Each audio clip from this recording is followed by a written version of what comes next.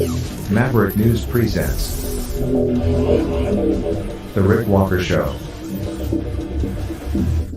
Defrag your mind.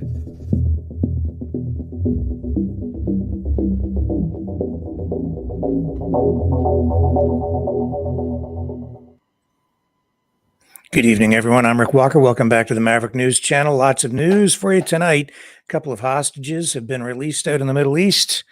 That announced by Israel, including a couple of Americans.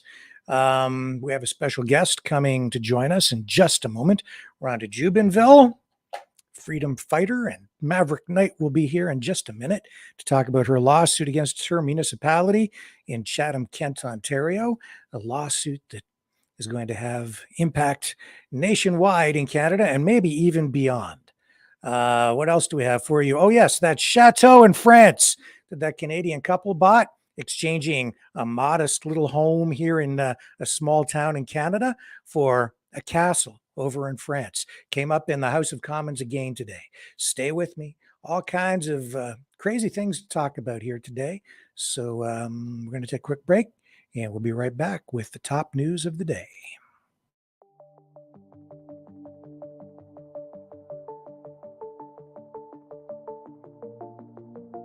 Greetings, brave Mavericks. Our quest for truth continues. We go beyond fake news. Together we expose propaganda. Together we pull others out of rabbit holes. We are maverick thinkers. We are all unique individuals, defenders of individual rights and freedoms, credible, trusted, grounded in reality. Maverick News, Maverick News. Defending free speech, free speech. Donate at freedomreporters.com. Do it now. Tomorrow may be too late. Maverick News. The world is watching.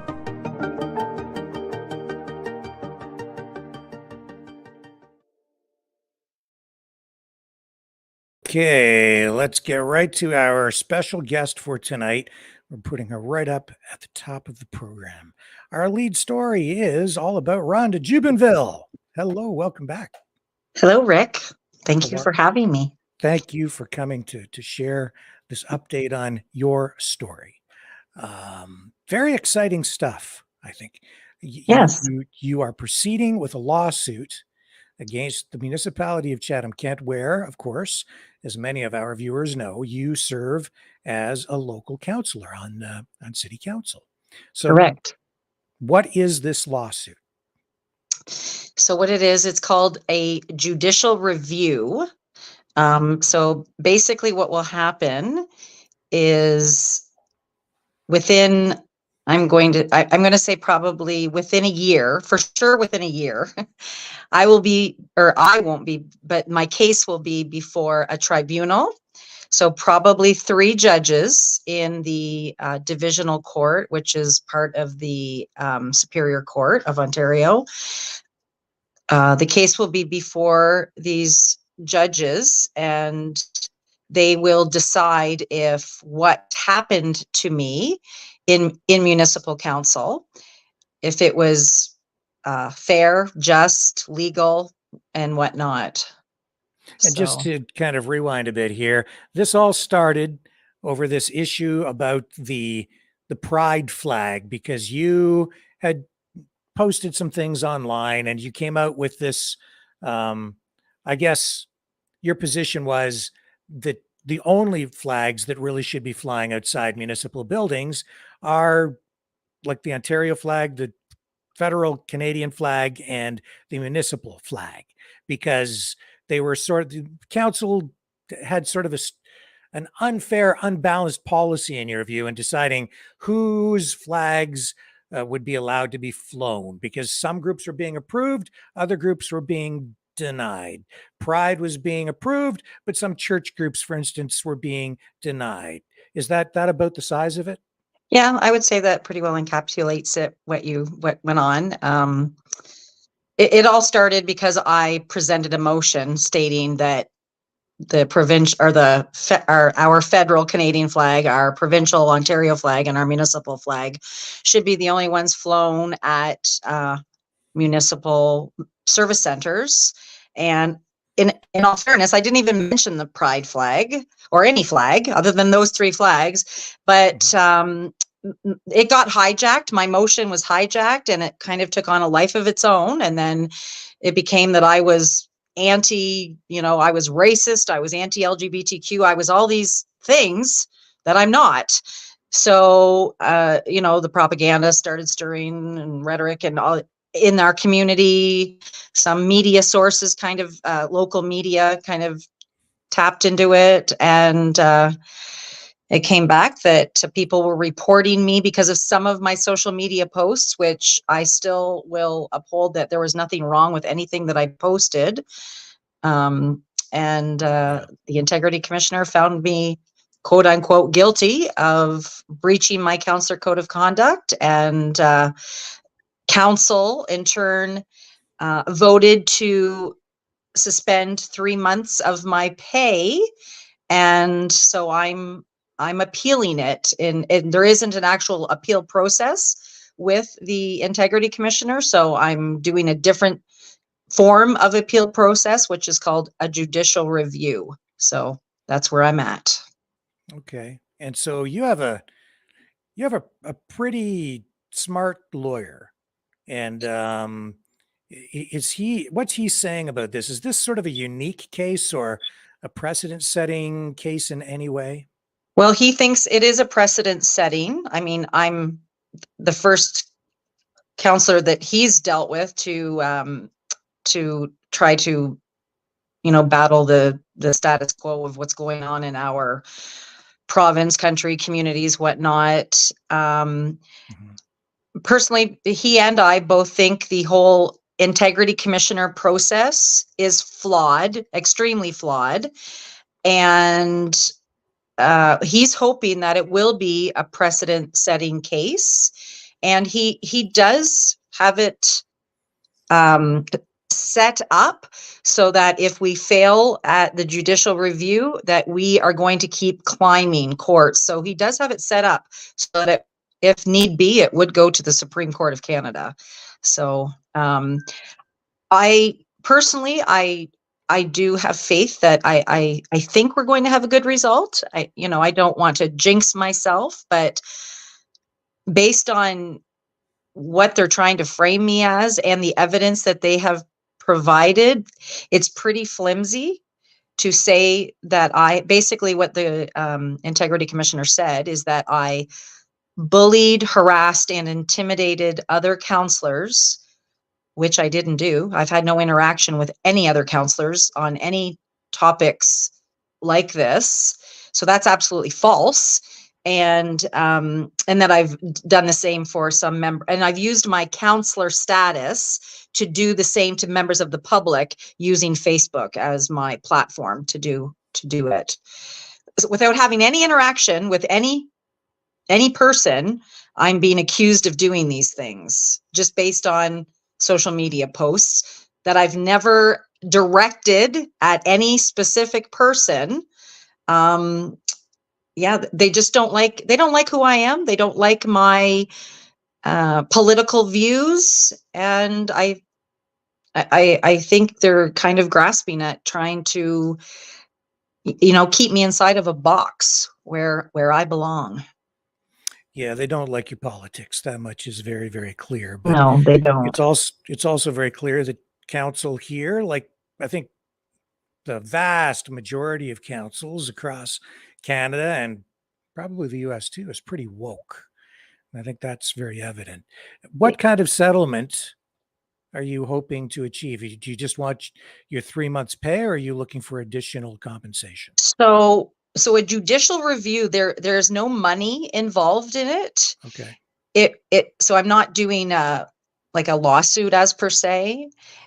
All it is basically the judges will declare if this was right or wrong.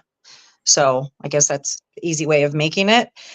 But if they declare, so it's going to go two ways. If they declare that what happened to me was right, fair, just, legal, whatnot, then we will take it further.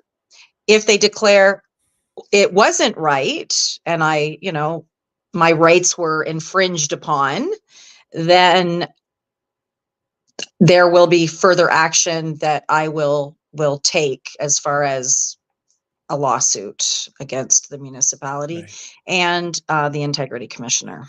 And the issue here is really not about the money or the 3 months of pay. It's an issue of freedom of expression, freedom of speech, because you as a counselor, you're there representing your constituents, and the views that you express are really in large part a reflection of what your constituents feel, the people who voted for you.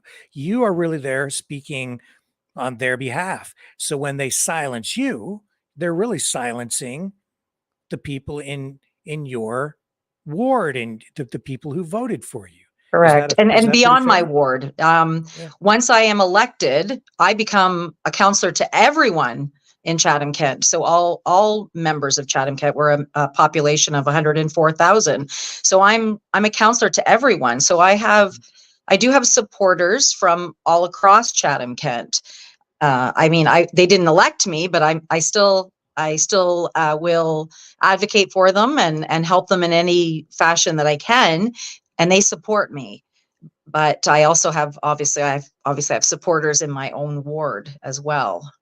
Yes, and what you're doing also has an impact across Canada. We've seen similar kinds of things happening in the US because after your motion was filed on this flag issue, Mhm. other municipalities started to do similar things. Some municipalities passed motions that were similar to yours that went actually further than the motion that you filed. Mhm. I think in the community of Dearborn over in Michigan, they passed a resolution that achieved exactly the same kind of result.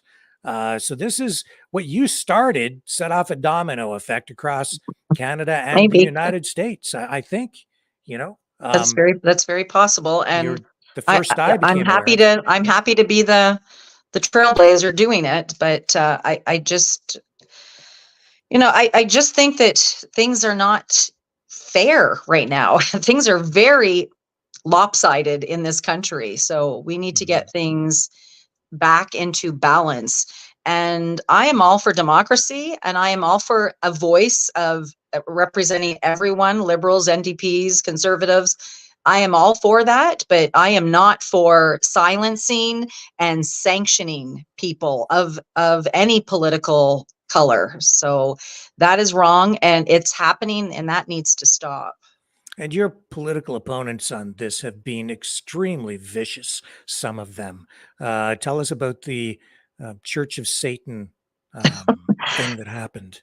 Yeah, so while during the whole time period of when I was presenting the motion, actually and after for the flags, I received a couple thank you cards from the Satanic Temple thanking me for my contributions. Actually, it was donated on behalf of a supporter. So obviously false. I'm not a Satanist. I am a Christian.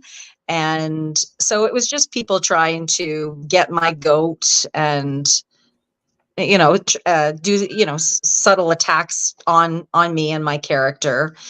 But it was the Satanic temple, abortion temple or something. I don't even know. There is just, and this Yeah. organization actually exists, and there are chapters all over the United States and Canada and Europe.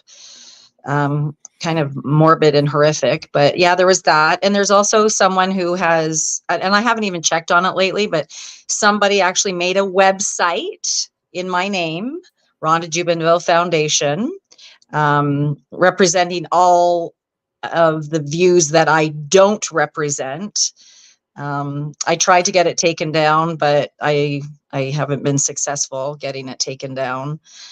I just think, you know what, if I'm taking up and occupying that much space in people's heads, like I've won, that they are going to that extent to try to, attack me, but it's not really attacking me. I kind of chuckle that they're actually doing these things to me. So I would say some people have some mental health issues out I there. would say so as well, 100%. And Mhm. it's crazy because, you know, I see conservatives and libertarians, and they just, you know, they put themselves out there and what they believe in, and that's it. But then liberals and NDP, they just, if you don't believe what they believe or think what they think, then they will just attack and vilify. And I don't get the mindset of these people, that they have to go to the extent of what they do to people that don't agree with them or align with them. It's to me, it's a mental health issue Yeah. that a lot of them have adopted in their, Well, you know, their strategies or the way that they operate. I think you are coming up against the cancel culture enforcers. Mhm. Yeah. What? Tell me what? When do these proceedings begin? So we don't know yet. There's some technicalities that have to be uh, resolved, and there's some submissions from both sides that have to be submitted. And once that's done, then they will get a court date. So I think around the beginning of November, middle of November, we will have an actual court date. And on judicial reviews, I've been told it's about 6 to 8 months delayed. So I'm hoping by the end of next summer, it will have come to the courts. So Well, you know what they say: the wheels of justice turn slowly, and yes. And yeah, I understand that. I'm patient. I have a lot of patience. And so if it's favorable for me after that, then I'll just, you know, keep on plugging forward with what needs to be done. Exactly. I'm not here because of the money. I'm actually doing all of my council duties. I'm doing everything that I was elected to do, even though I'm not getting paid right now. I won't be paid until December 29th. yeah. So nothing like kicking a person right before Christmas, you know. Um, so on December 29th, I get my paycheck back. And but it's not about the money, and I just want to prove that to people that I didn't sign up for this for that purpose. It's a nice bonus, but it's very disheartening to know that my fellow counselors actually voted in order to do this to me. Like, Yes. I don't think I would ever do that to another counselor. Even if the tables were turned, I don't think I could do that to someone based on, I mean, Yeah. unless they actually committed a criminal offense, then yeah, maybe. But based on opinions and you know, yeah, like subjective opinions, or that they don't agree with my political views, I could never do something like that. But I guess it takes all kinds to make the Yep. world go round. So, Well, we had it live here on the program the night that they did that, and mhm. yeah, I mean it really is amazing that Canada has at a point where a difference in political views around a council chamber results Mhm. in an action like this. But you're not alone. You do seem to you're making some friends over there and making some progress. Tell me about that. Are things Yeah, getting better? there's a where making friends Like in allies on councils. Some not everybody voted against you. You're oh winning no, some hearts and minds. yeah, I had 3 supporters and I had 13 against me. Of the 13 that voted against me, I can honestly say I was saddened and disappointed in some of them. I wasn't expecting some of them to vote the way they did. There was about maybe another 4 or 5 that I thought, "Oh, really?" I do I have no proof, but I do know that there were a couple people on council that were calling other councillors to vote against me on this. So and I think some of the counselors that I thought might have voted in favor of me got caught up in it and didn't really vote the way they probably would have if they weren't caught up in all of the, you know, the drama of what was happening. I heard and it's all hearsay, but I believe the sources that told me it's all firsthand hearsay. One counselor said they didn't have the opportunity to read the full report. Another counselor said, and this is all when they're being confronted by their specific constituents who supported me, who are, putting them on the spot and saying, why did you vote against her? So like I said, one didn't get a chance to read the full report. That was out for 3 weeks. Or 4 weeks, actually, they had an opportunity. So a month, they didn't have an opportunity to read the report. Another counselor mentioned that they didn't want to go against the majority. Another counselor mentioned that I didn't reach out to this person to talk to them, which I didn't know I was supposed to. Another counselor said that they voted against me because I reached out to them. I think that was all coming from the people that I thought would have, had my back. So you just never know, I guess. Yes, and what you also don't know is who it was that was lodging complaints with the integrity commissioner. That's another big issue. You're not even Right. being given the opportunity to face your accusers. I'm not. And it's, again, back to the whole integrity commissioner process is flawed. I don't know. I do not know who lodged the complaints. I don't even know what the complaints really were, to be honest with you. I don't even know what the complaints were. She did put some statements that were said by some of the complainants in the report, but nothing, nothing official that someone said that I did or just about me, other than all of this hearsay information. A lot of it was revolving around my quote unquote supporters, what they did. But since when am I responsible for what another person has said or done? Right. And with that being said, none of the evidence that the integrity commissioner provided even suggests that I incited someone to do or say anything. So it's a very weak report against me, and I of course I'm going to say that, but a lot of people in the community that actually read the report have come to me and they've indicated the same thing, and people with legal affiliations or backgrounds have said the same thing. It's a very weak report. The integrity commissioner she's the judge, the juror, and the prosecutor. I mean, this doesn't even happen in a court of law where one person has that much power.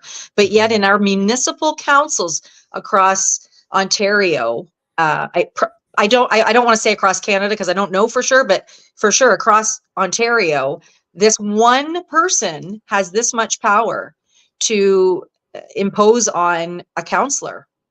And they don't have to, they're not accountable to anyone.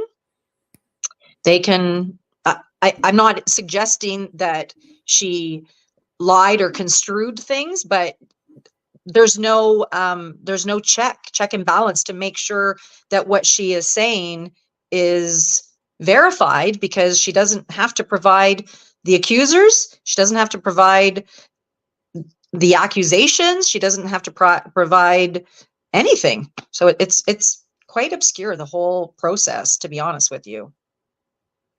Man, and I guess this has probably resulted in it's had a chilling effect to some degree on you, the way that you're posting online now.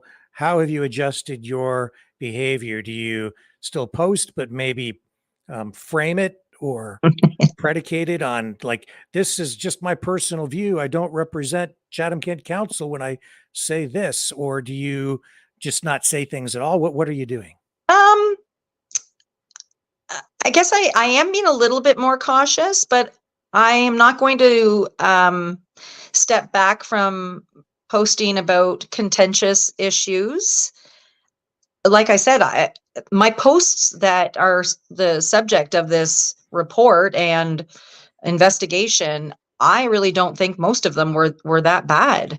But any of them, actually, not just most. I don't think any of them were that bad. So guess I'm just very cautious of when I post. I, step back and look at it through everybody's eyes who could have eyes on it, and make sure that there's nothing that, but make sure that there's nothing that someone could misconstrue.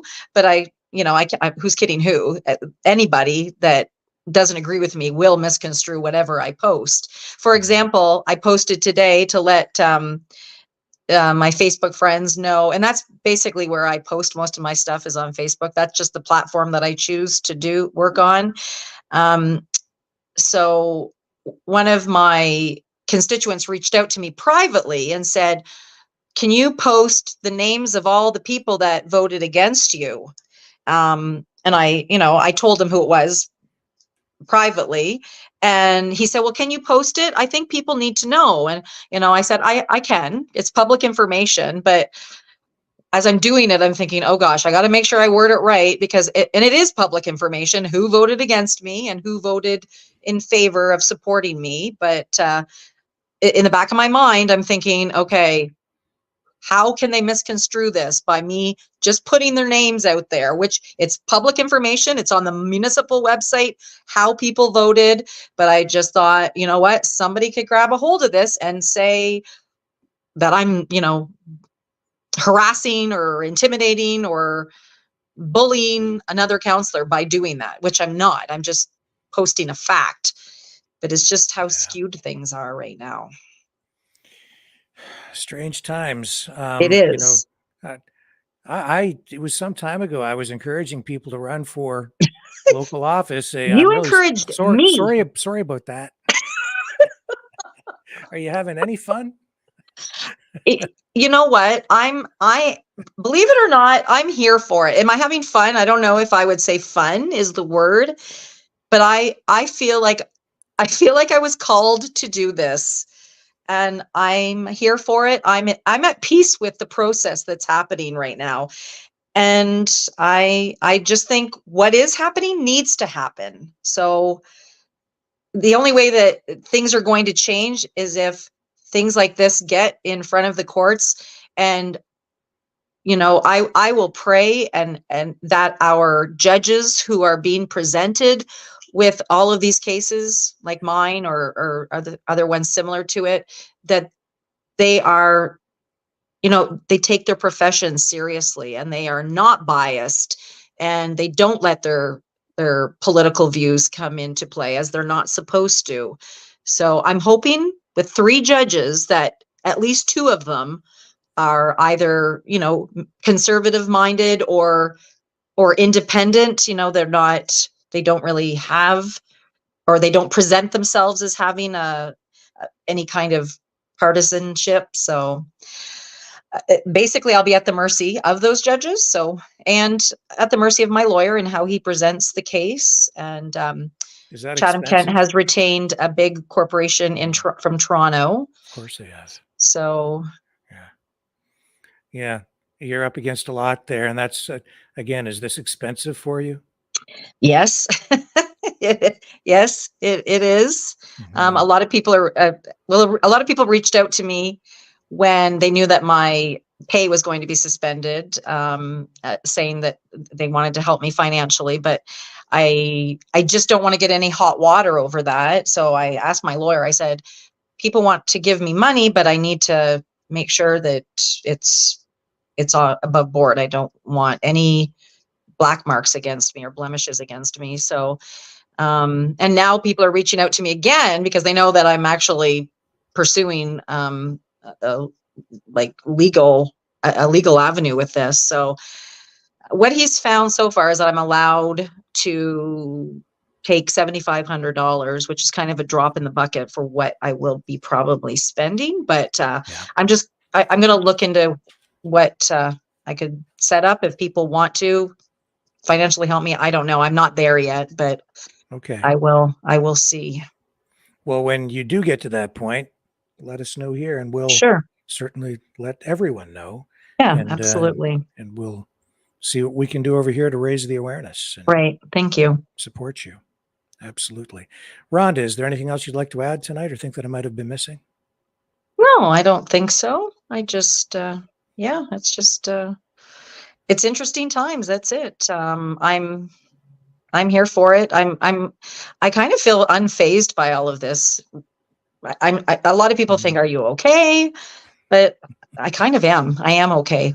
So as crazy as that sounds, I am okay. I'm here for it because I really believe this whole process needs to happen to resolve some bad things that are happening in our province, in our country, in our municipalities. So Politics is a blood sport, and now you're in good company with people like Donald Trump, who it's just he attracts lawsuits like I know. flies to And some honey. people have compared me to him. I'm thinking I don't think I'm not quite Donald Trump, but some moments I feel like Donald Trump, what he goes through. But Yeah. and in all fairness, I've kind of, he just kind of plugs through it and he doesn't seem phased either. So I thought, that man, what he's been through, and he gets up every day and he just keeps going back at it. So I thought, well, that's what you got to do, right? You just get up Yep. and go back at it and It's smile on your politics. face and, walk with grace. And I walk into council chambers with grace. I'm kind, I'm professional, I'm respectful, and that might even bother them more. I don't know. So kill them with Politics. kindness. Yeah, I don't that's know. So politics. Yeah, it's tough out there. Rhonda, thank you so much for joining us tonight. yeah, thanks for having me, Rick. Yeah. I always enjoy being here, and you put on a good show. And there's another counselor. I mentioned to you, there is another counselor in Pickering who's going through the exact same thing as me. Exact. So I'm sure you'll connect with her and you might see her on the show as well. I sure hope so. Yeah, I Hmm. know who you're talking about, and yeah, we'd like to give her a voice as well. Yeah. Yeah. All right. Yeah. Thank you. You're inspiring us all. Thanks, And keep Rick. keep on fighting. Thank you. I will. I'm here. Okay. And we'll be Thanks, here for Rick. you too. Take care. Take care. Bye-bye. Okay, folks. Rhonda Jubenville. So stay with me. We'll take a quick break and come back on the other side with more of today's top news stories. Don't go away. Hello, world. Are you awake?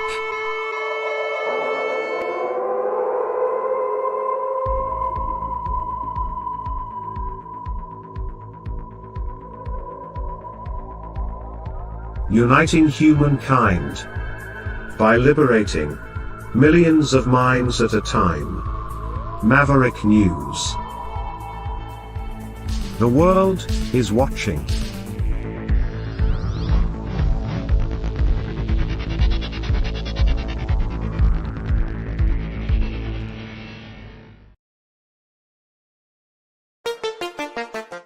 The New World Order. Government overreach. The Great Reset. Mainstream media lies. Now more than ever, independent voices are needed. Donate now, at freedomreporters.com. That's freedomreporters.com. Maverick News. The antivirus program. For your mind.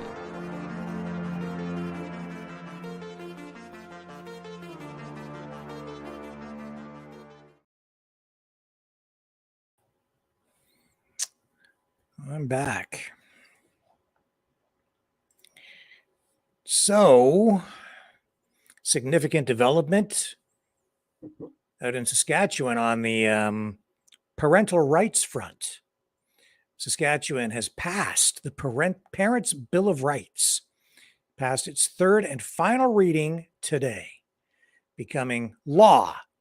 It has already received royal assent. This bill mandates parental consent if a student under the age of 16 wishes to be referred to by a different pronoun or name at school.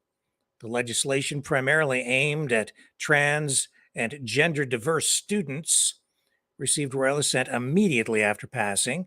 During a news conference in Regina, Premier Scott Moe stressed that the bill is meant to support children and provide parents with an opportunity to be involved in their children's decisions.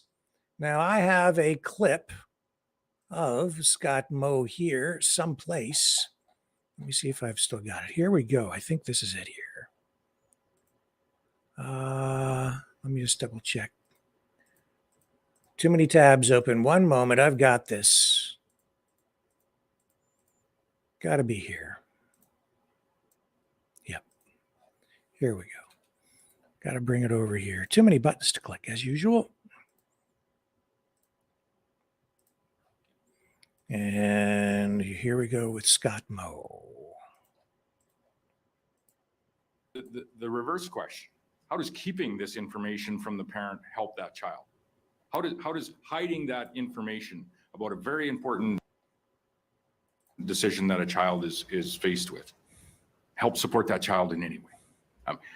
What this does is provides those supports to be built around that child so that they can have that conversation, to include their parents, who everyone agrees is one of the most important people to be part of that support infrastructure, that support group around that child. This is about building those supports so that conversation can ultimately happen. And so ultimately that child can have, if the opportunity is there, and I'd largely say it is, to have their parents involved in supporting them throughout their life. That's what this legislation is about. Does lying to the parents have that same opportunity for a negative outcome? Does hiding that information from the parents in any way improve that outcome? What we want to do in a very structured way is actually emulate what many school divisions have already have in place across this province.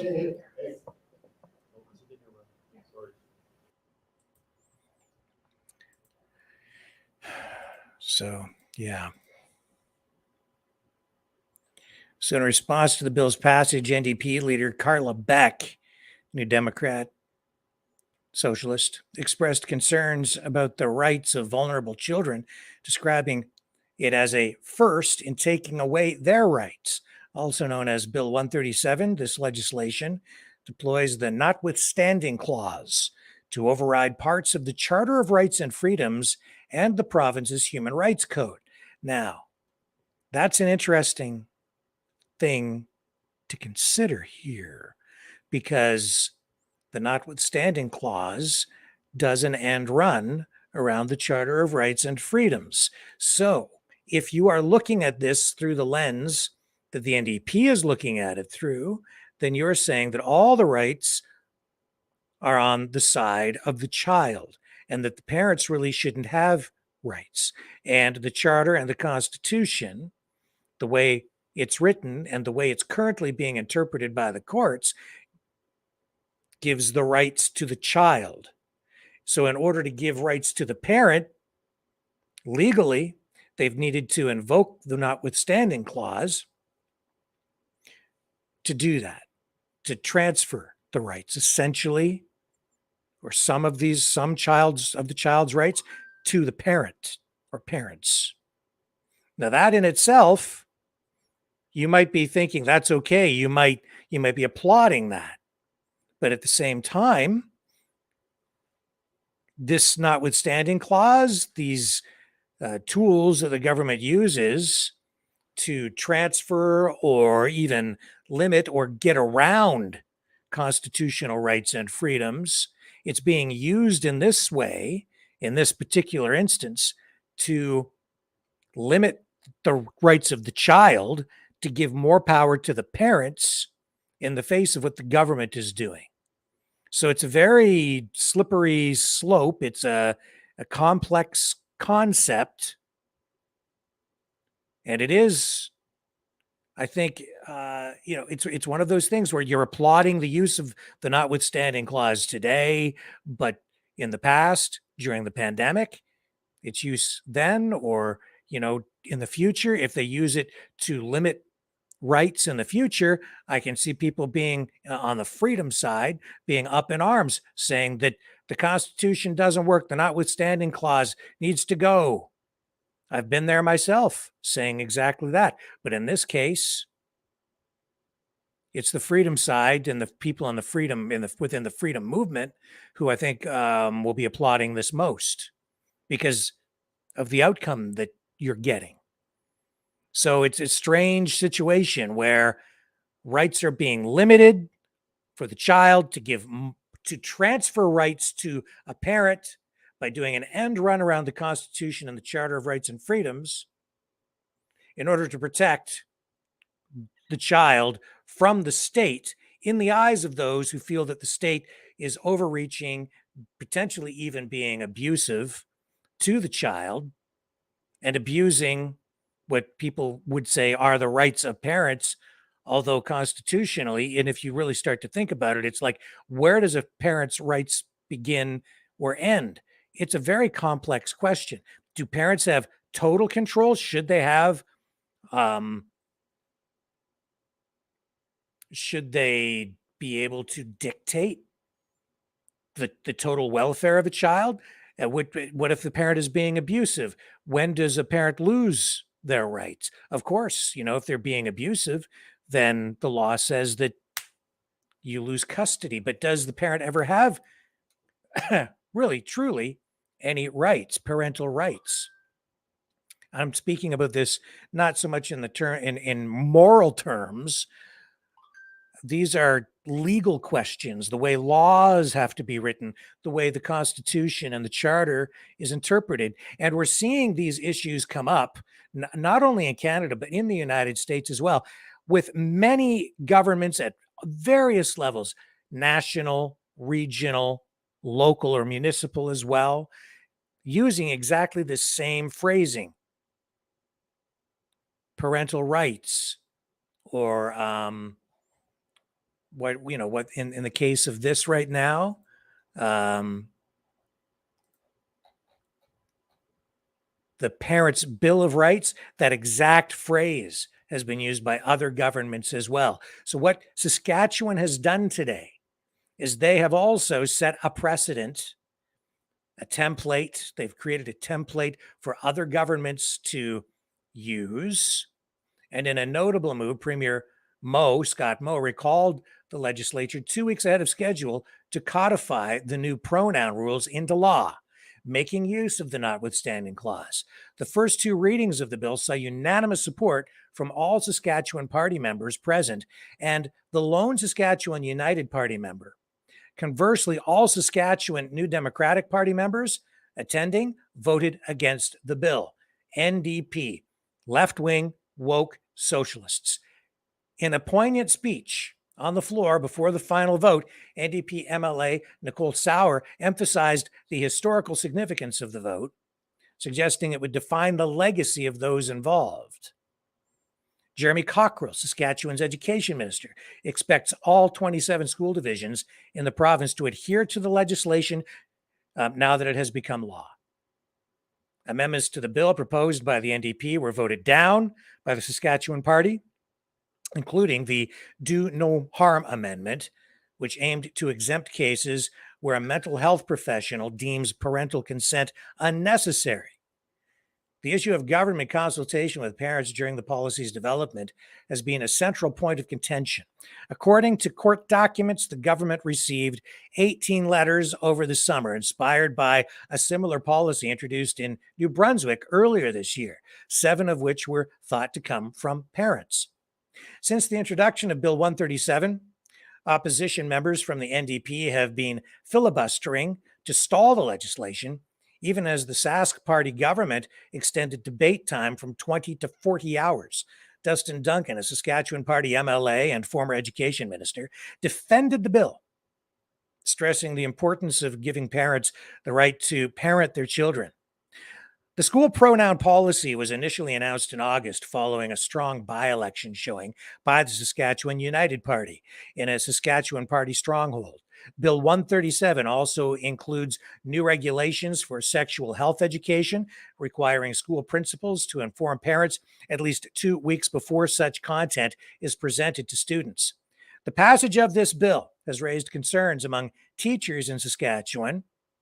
A lot of wokeness there, too, as the Saskatchewan Teachers Federation, the union representing teachers, expressed that it places educators in a difficult position. STF President Samantha Bacot mentioned that the bill was passed without adequate consultations with various stakeholders in the education sector. That's her view.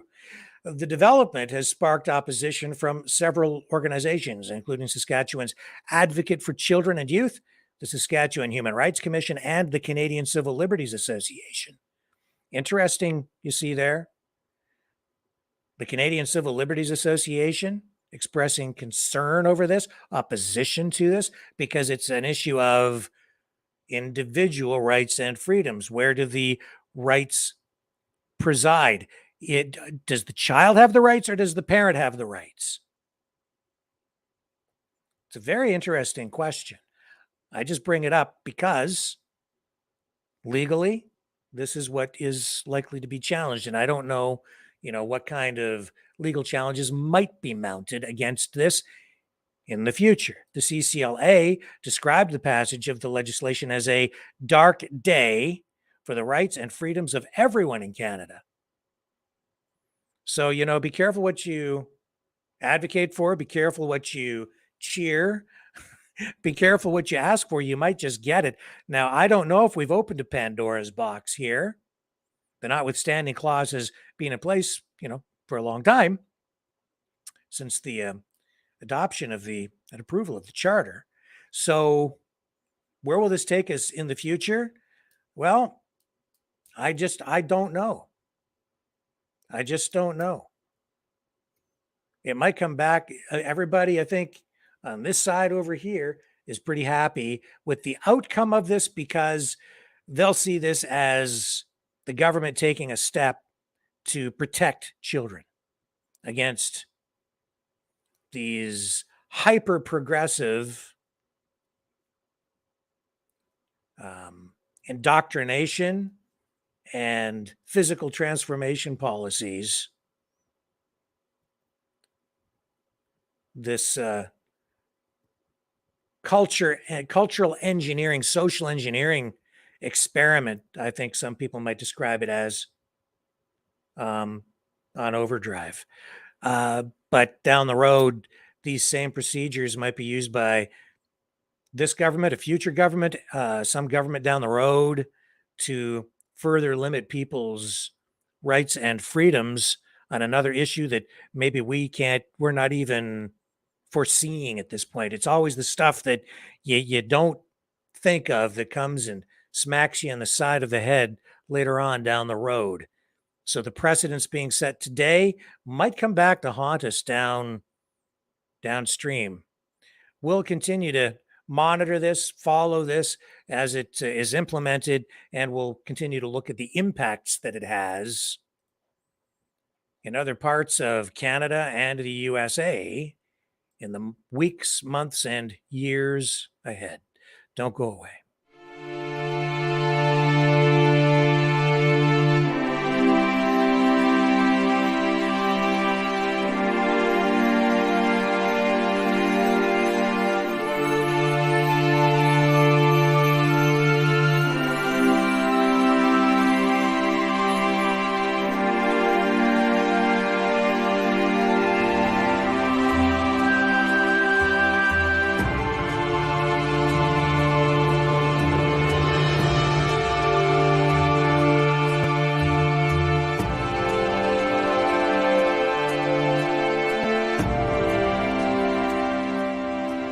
Maverick News. The world is watching.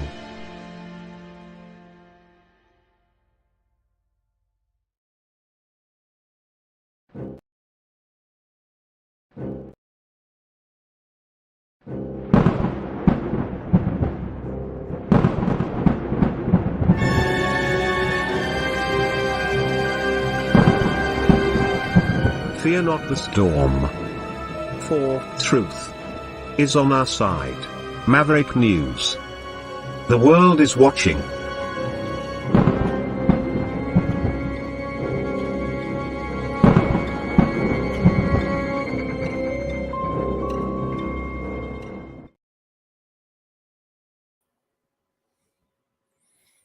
Okay, so I would say this next story is giving us a little bit of hope.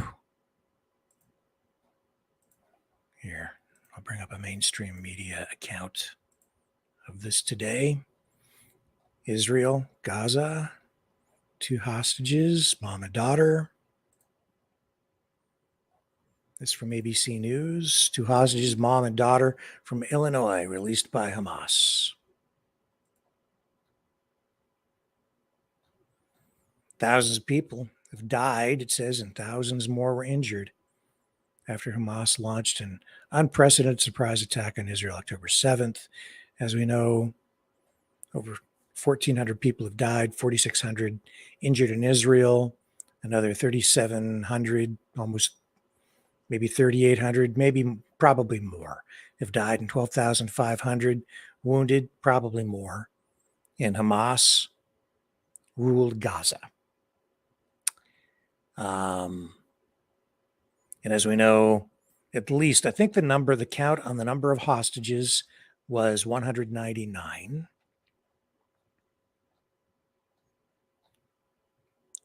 Hamas, of course, saying they were going to start killing one hostage at a time every time an airstrike came in. Today, though, we're seeing a couple of those hostages released, and these are the first images, really, that have been released of these hostages who are being freed. Their conditions right now, not immediately clear.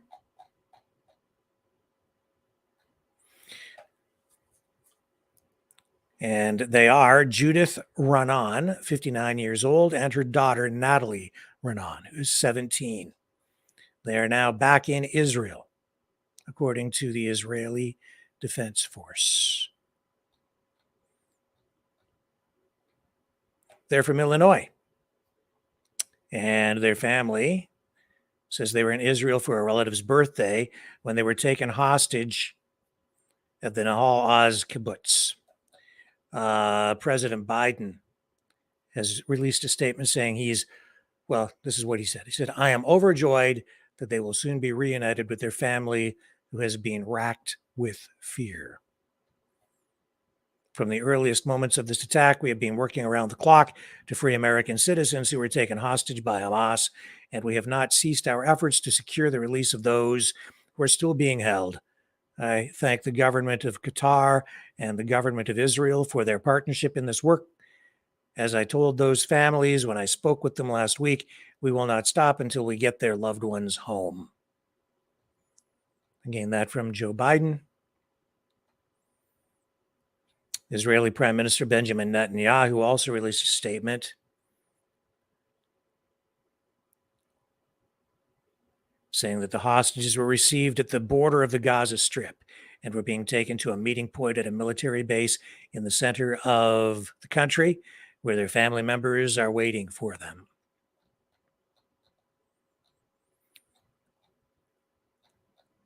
So we're at least that far along.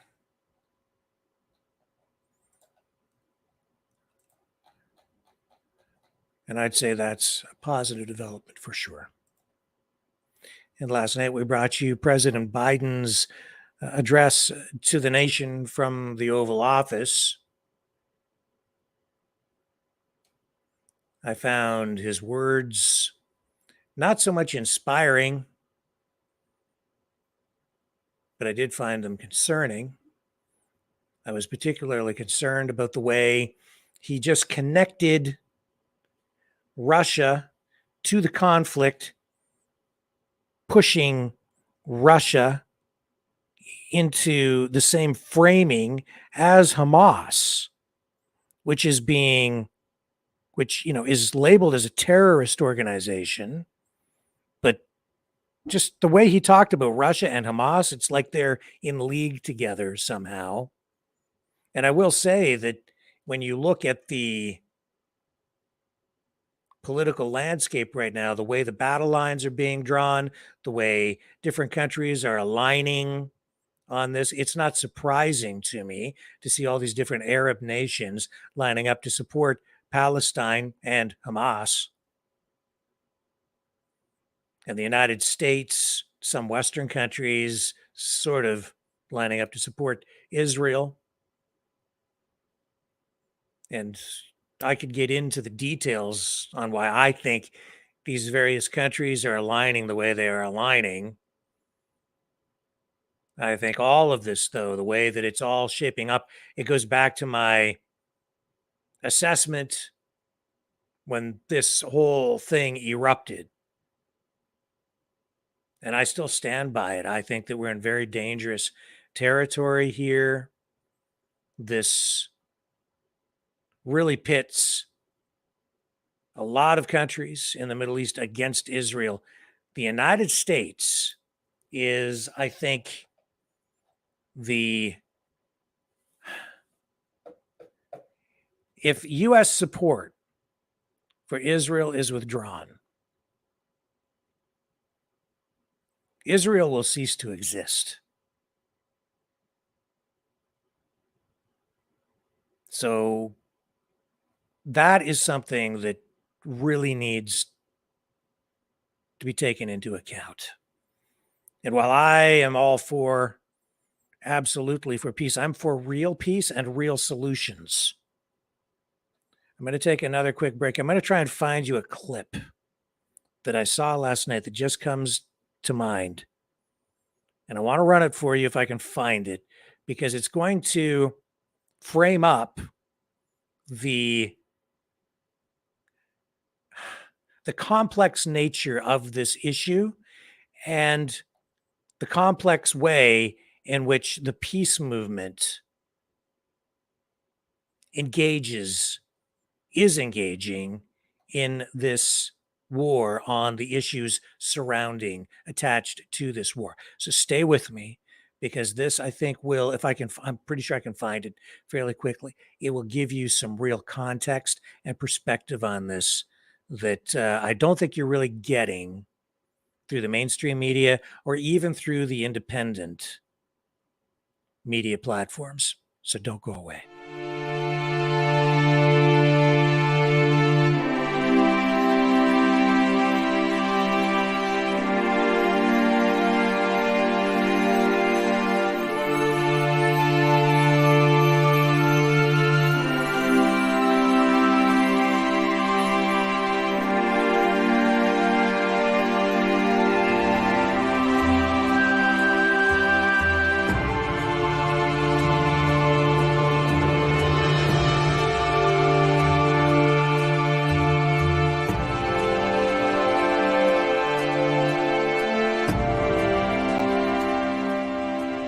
Maverick News.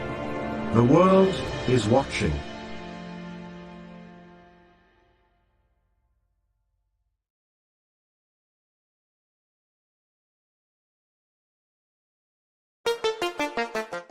The New World Order. Government overreach. The Great Reset. Mainstream media lies. Now more than ever, independent voices are needed. Donate now at freedomreporters.com. That's freedomreporters.com. Maverick News. The antivirus program for your mind.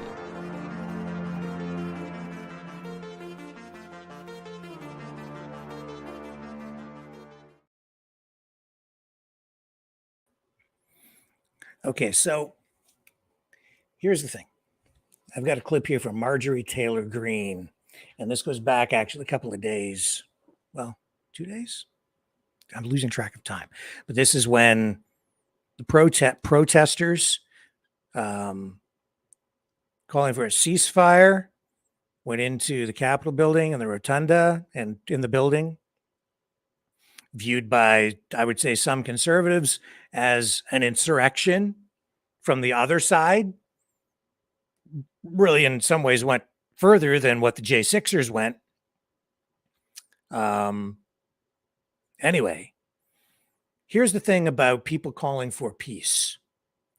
The peace movement is run by people, controlled by people, sometimes, who are not always truly calling for peace. What they really want is they want peace or withdrawal of funding from one side to ensure that the gains made by the side in a war that they're supporting are maintained, solidified, and held on to, and they don't have to give them up. there are strategic reasons why sometimes the peace movement is engaged in protest. And that's what this clip from Marjorie Taylor Greene, I think, really illustrates, because some of the people out there calling for a ceasefire, it's because they really support Palestine and what Hamas is doing. I'll let her explain in this clip. It's it's very revealing. Let me just I had the thing queued up. Where'd you go? Here it is here. Okay. Let me bring it here. Hang on. No, that's not it. Switch it up. This is from the day of the sit-in, protest, whatever, insurrection, whatever you choose to call it. You can call it whatever you want, but it was just another big thing with the protesters. Okay, so here it is. Okay, so we have an insurrection happening in the Cannon building. This is the march outside, the pro-Palestinian march going on outside. And then we have this happening inside of our building. I'm going to take you guys down so you can see what's happening on the third floor.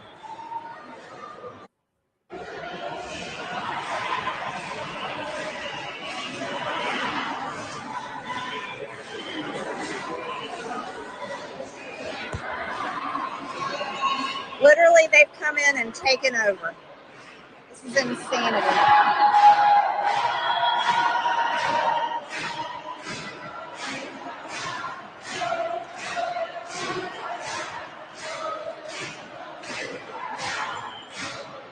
This is where the press does all their hits.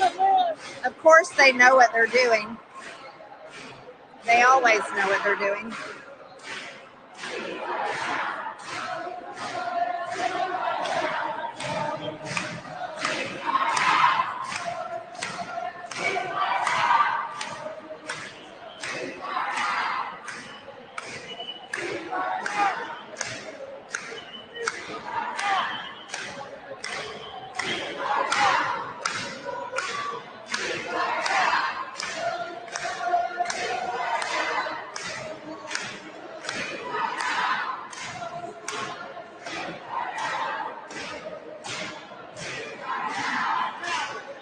I want to go see out the road out here.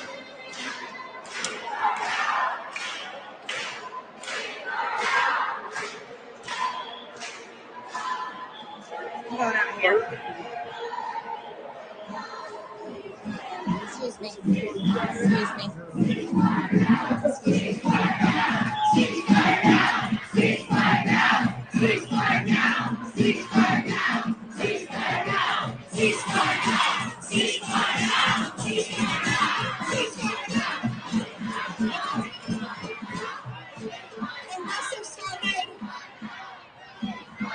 They'll be coming out, ceasefires. We want our Palestinian beloveds to know this is just the beginning. We will keep sitting in. There is no business as usual.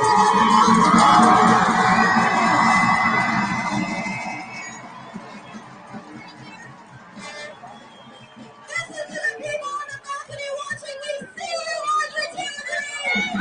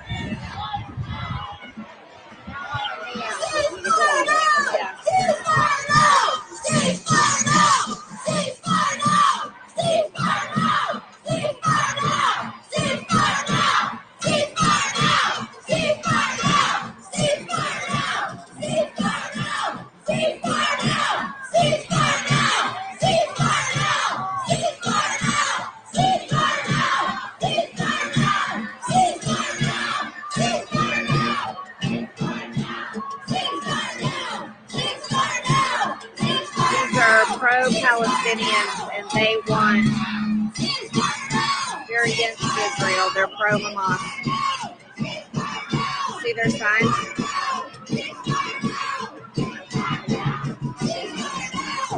And they don't like me. They hate me. They're shooting me birds, yelling at me.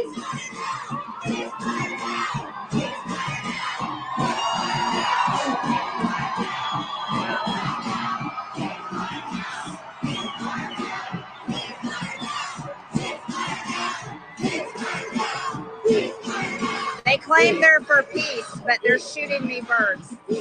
I'm a member of Congress, and they're treating me this way. These are pro-Palestinians. Claiming give back their stolen land.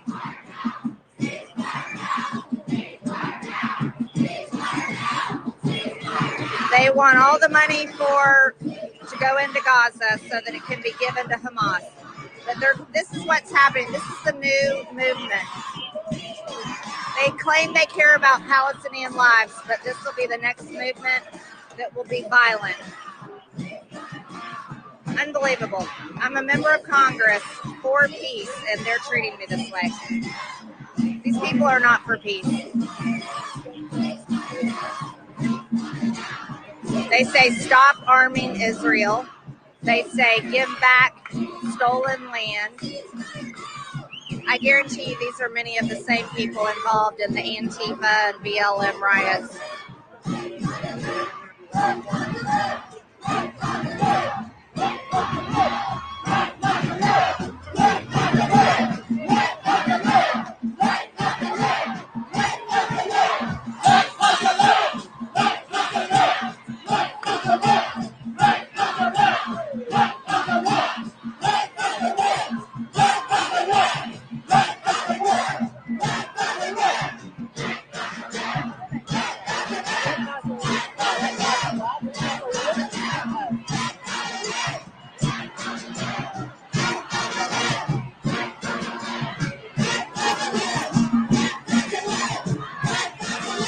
These are anti-Israel protesters.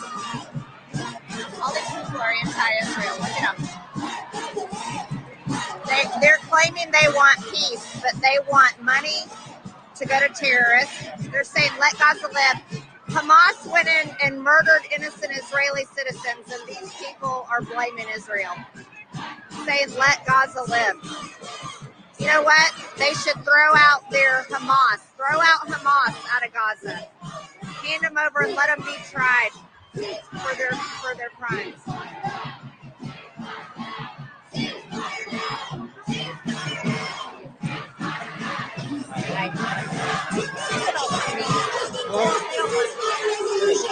They don't want peace.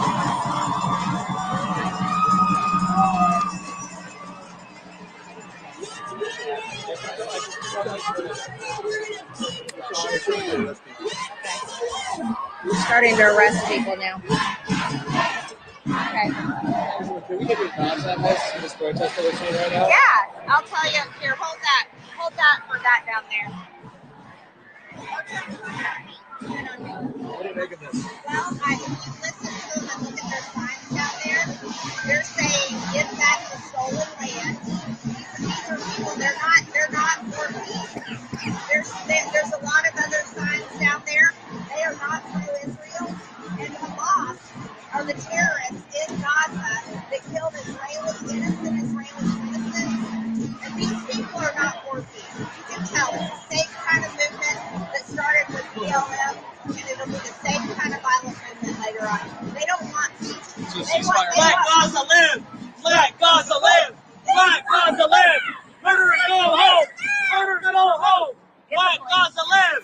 Let Gaza live! Let Gaza live! End the genocide! End the genocide! End the genocide! We want to put it in! Blood is on your hands! Gaza's blood is on your hands! Gaza's blood is on your hands!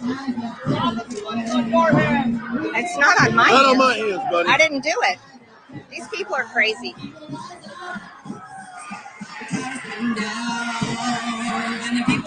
So they're arresting people inside. Are they arresting people inside? No. No? Not yet? Not enough? Okay. What are they doing? Did they arrest him? They arrested a few people, but not this one. Oh, not him? Wait, why isn't he being arrested? What? Your house. Our house. You're an insurrection. This is an insurrection. Yeah, the people that elect me do not support this. I don't represent you, lady. I don't represent you. Okay, so am I trapped out here? Is that what it is? Why don't the Capitol Police are not arresting these people?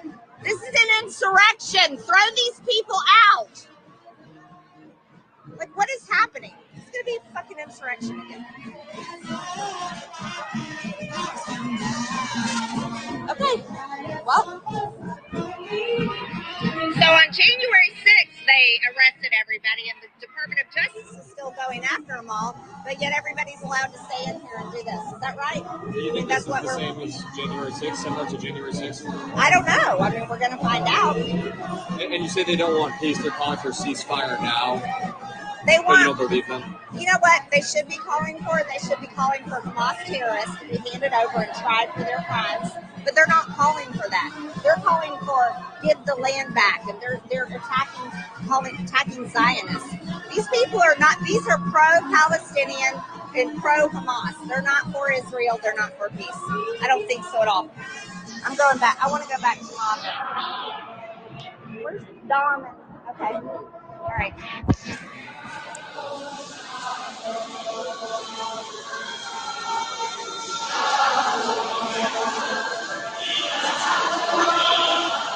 Go out there then.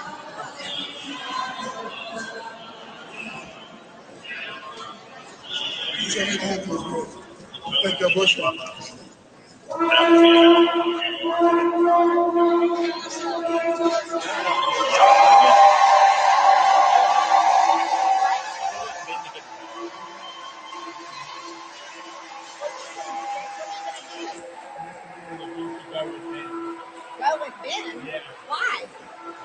Like, there's a bunch of people over there. I don't know if they're the best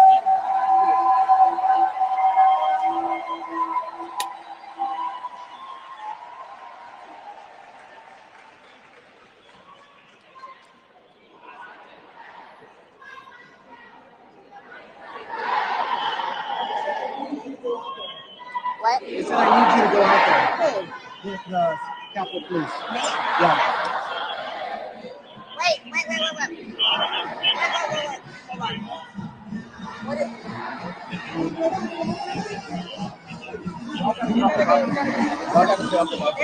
I'm a member of Congress. Yeah. So they're still getting The peaceful left, Audrey.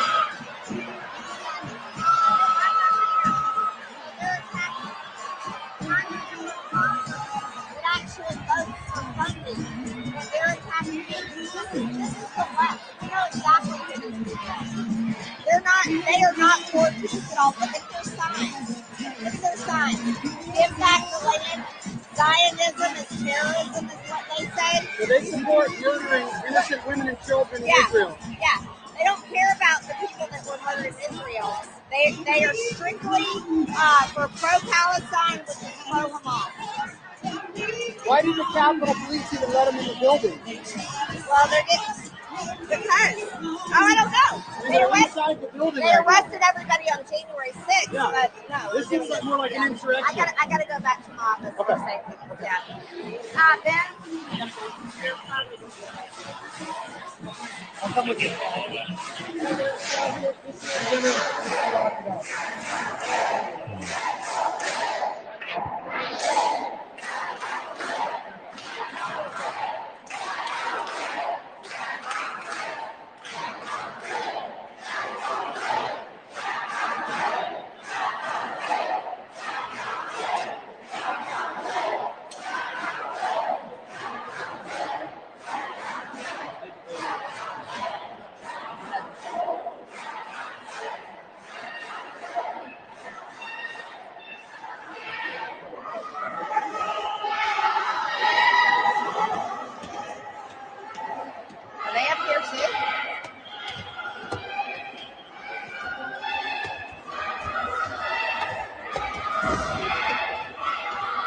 they on my hall? I don't know. They're about to clear house if they are. Well, If they are. let's see what. No, we might be hearing them.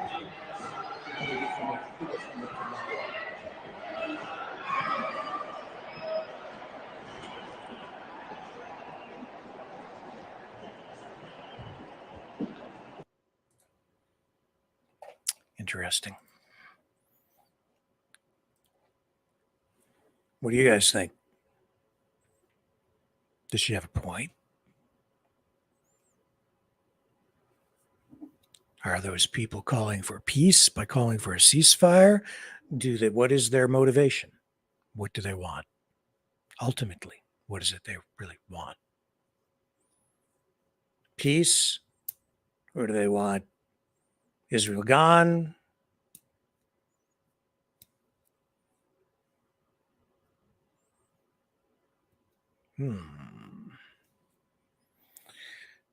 These things are not just black and white.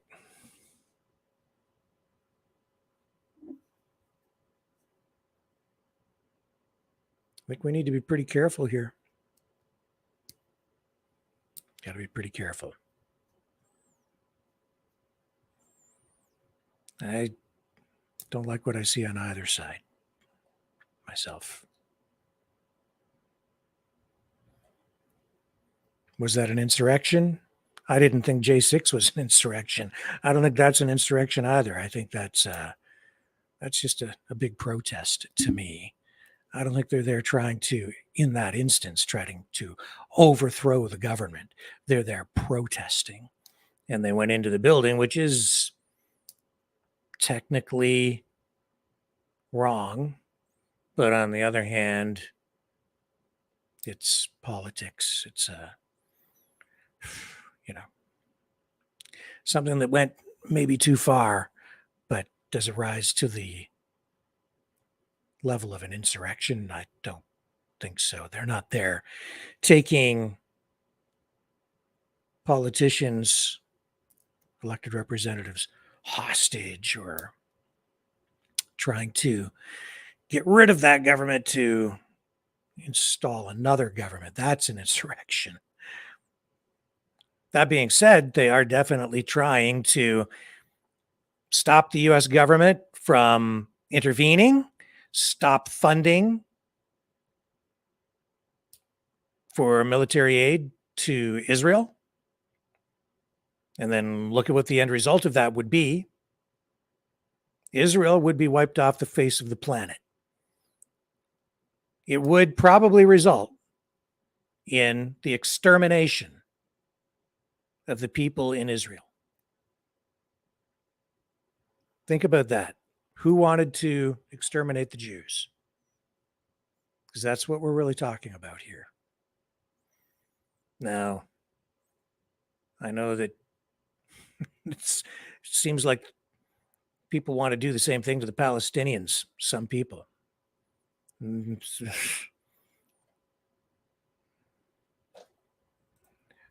Man,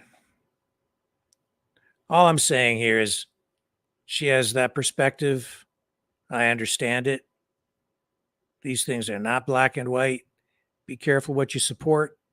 Sometimes the motivations of people who are involved in even things like the peace movement, people staging a peace rally, sometimes they're not really about peace at all. They have other motivations. And calling for peace at the time really just helps them achieve their objectives. So just beware, think things through, analyze it, look for the shades of gray. Somewhere in there, you'll find the truth.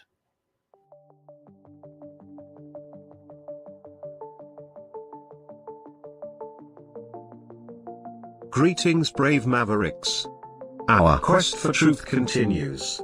We go beyond fake news. Together we expose propaganda.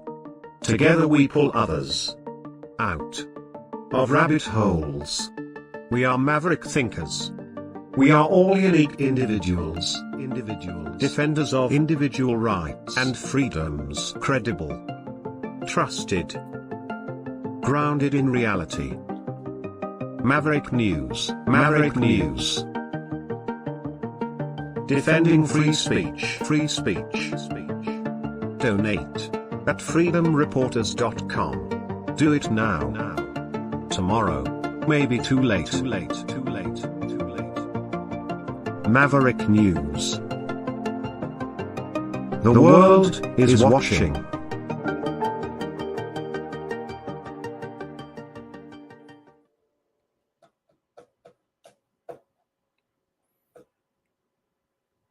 Yeah, this stuff is so polarizing.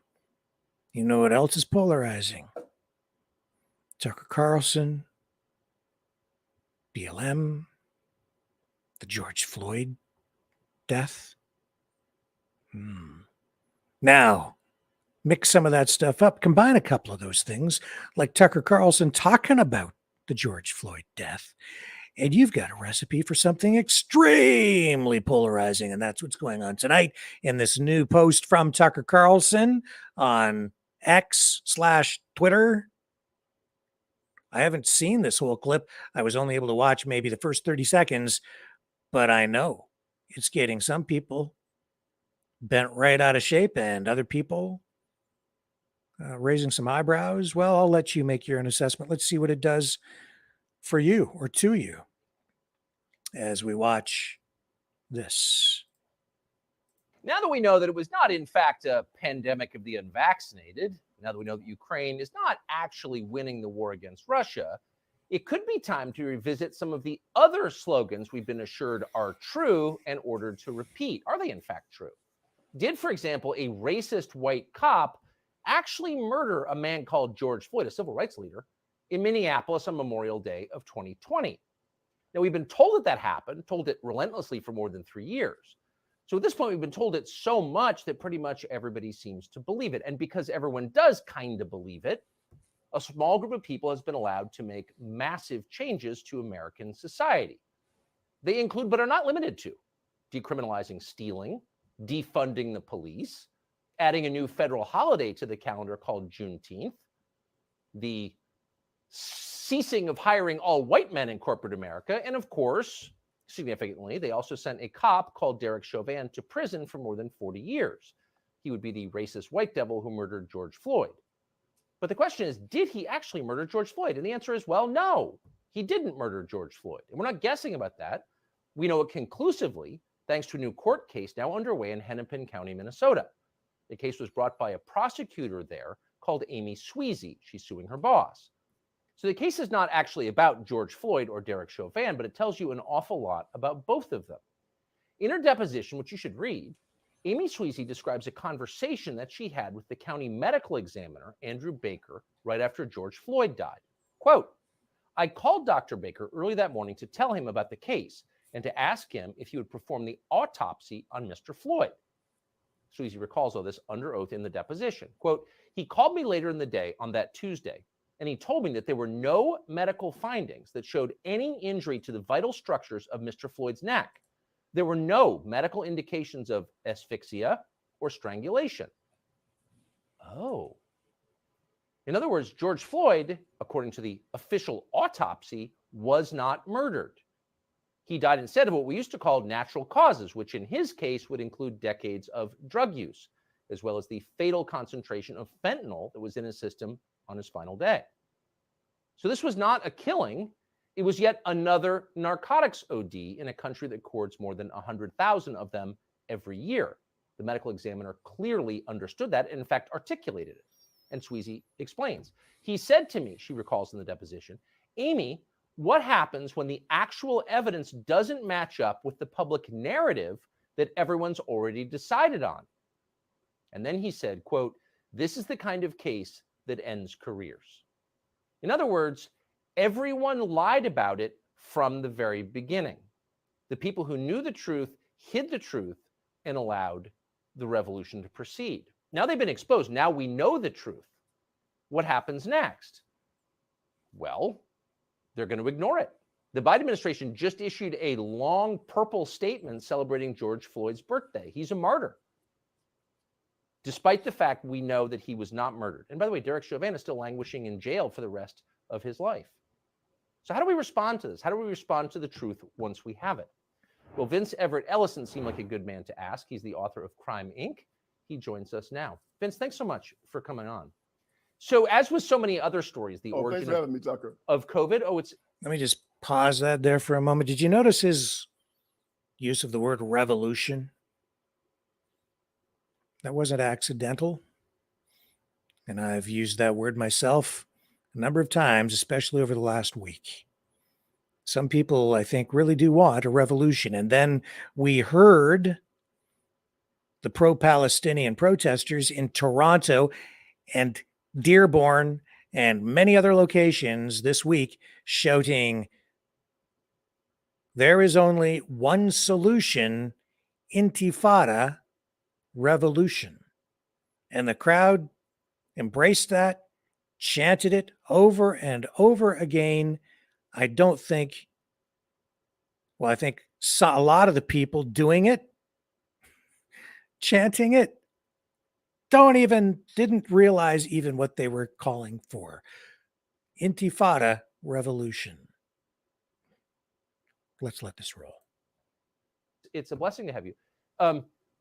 We now know what actually happened, but the question then is, what do you do with that knowledge? We know that the U.S. government, Tony Fauci, worked with the Chinese to create the virus that overturned the American economy. But what do we do with that knowledge? What do we do with the knowledge that George Floyd was not actually strangled to death by a cop? We have to acknowledge the people that gave it to us and why. See, George Floyd is the Democratic Party's prototypical black man. These are the black men they are trying to create. So George Floyd has to be elevated. He has to be celebrated. He's perfect to them. He was poor. He was uneducated. He was a drug addict. He didn't have a job. He was down there begging and crying and asking the white people to not kill him. To a Democrat, to a white Democrat, this is the perfect black man. So he has to be elevated. Look, not a few days ago, Kamala Harris and Joe Biden celebrated hip hop music. They had a celebration of hip hop. Hip hop culture is America's culture. It is a genre. It is music and melody and rhyme. And hip hop is also an ethos. A music genre that calls the black man the N word, calls women the W word and the B word, talks about misogyny, shooting police, smoking dope, selling dope, fighting, killing, acting a fool. They celebrated this genre. Why? Because this is how they see Black America. They see us the same way they see George Floyd. And they have to make more of us because everywhere they rule, John F. Kennedy stood in front of the Berlin Wall in the 60s and said, if you think that communism is great, let them come to Berlin. Well, if you think that the Democratic Party is great, let them come to Detroit. Let them come to Chicago. Let them come to St. Louis. Let them come to LA, Portland, Seattle, Memphis. Anywhere where they rule, you'll see George Floyd's all over the place. And they're proud of them. In Baltimore, Maryland, they spend $21,000 per child for every child up there inside the school district. Not one school is proficient in math, science, or reading. But they keep it going every year. Why? Because they're producing George Floyd. But and George Floyd's vote for the Democrat Party. But why would, when most of us, you, me, I think all normal people look at George Floyd's life, you think this is a disaster. This guy never added anything. He took a lot in prison at least 8 times. I mean, his life was a tragedy at best. Why would you want more people like that? Because he votes for the Democrat Party. And then he teaches his children to vote for the Democrat Party. And then these white Democrats can feel superior to him. Yeah. He can be controlled by them. Just like, think about an old slave plantation, talk back in the day, how they wanted their slaves to act. Subservient, obedient, ignorant, doing what he was told, not asking any questions, having a slave mind, being dependent on them. This is how they want black men to be in America. This is how they want the whole black community to be. This is why it started in the civil rights movement. When Martin Luther King Jr. in his I Have a Dream speech said, 100 years after the Emancipation Proclamation, the Negro is still not free. He said 5 times in that speech that we were not free. It turned the Declaration of Independence on its head, because in our Declaration of Independence, it said that our freedom was an unalienable right given us by God. John Locke, in his second treatise of government, said that an unalienable right is a right given from God. It is irrevocable, non-transferable, and unsellable. And unsellable. The government cannot touch it. It supersedes law. It supersedes the Constitution. However, King said that we was coming to government and to the white man for our right to be free. Even at the end of the speech, he said, on some certain day, we'll be free at last, free at last. Thank God Almighty, we're free at last. He said in that speech, when will we be satisfied? He said, we will never be satisfied until justice rolls down like water and righteousness like a mighty stream. That's a fancy way of saying never. And so black people heard that speech and said that we were not free here in America. And we make our children recite that speech every single year on King's birthday. And they say in that speech, the Negro is still not free. George Floyd was a slave in his mind. And the civil rights movement caused him to be a slave in his mind. And today they're still marching 60 years later, telling black people, you're not free. Beg for reparations, beg for affirmative action, kill your children in the womb, cut off your child, you castrate your children, let drag queens come into school and shake their behinds in your children's faces, run God out of the public square. And then they end up like George Floyd. But the one thing they do consistently is they vote for the Democrat Party, and the places where George Floyd's live, they stay in absolute power. That's a pretty dark explanation. So you're saying that the Democratic Party as an organization intentionally degrades black people to keep them compliant and obedient. Oh yes, in my book Crime Inc., I talk about one of the main things they do, like the mafia and organized crime. They humiliate black people. They demoralize them. It's a Marxist construct. They demoralize their people. They beat them down. They tell them that they're victims. Well, it was Martin Luther King Jr. that said, they tell you to pull yourself up by your bootstraps. Well, how can you pull yourself up by your bootstraps when you're bootless? You know, he told us we were bootless. You know, you have black preachers, and you've heard, you know about my iron triangle, the black preacher, the black politician, the black civil rights worker. They go into the black community. Consistently, you're a victim. You're oppressed. The country hates you. Well, see, I look at them and I say, I'm a black man, but I cannot be oppressed. You know why? Because I'm a child of God. I'm an heir of Jesus Christ. I cannot be a victim. Why? Because I'm an heir of Jesus Christ. I'm a child of God. I cannot be a victim.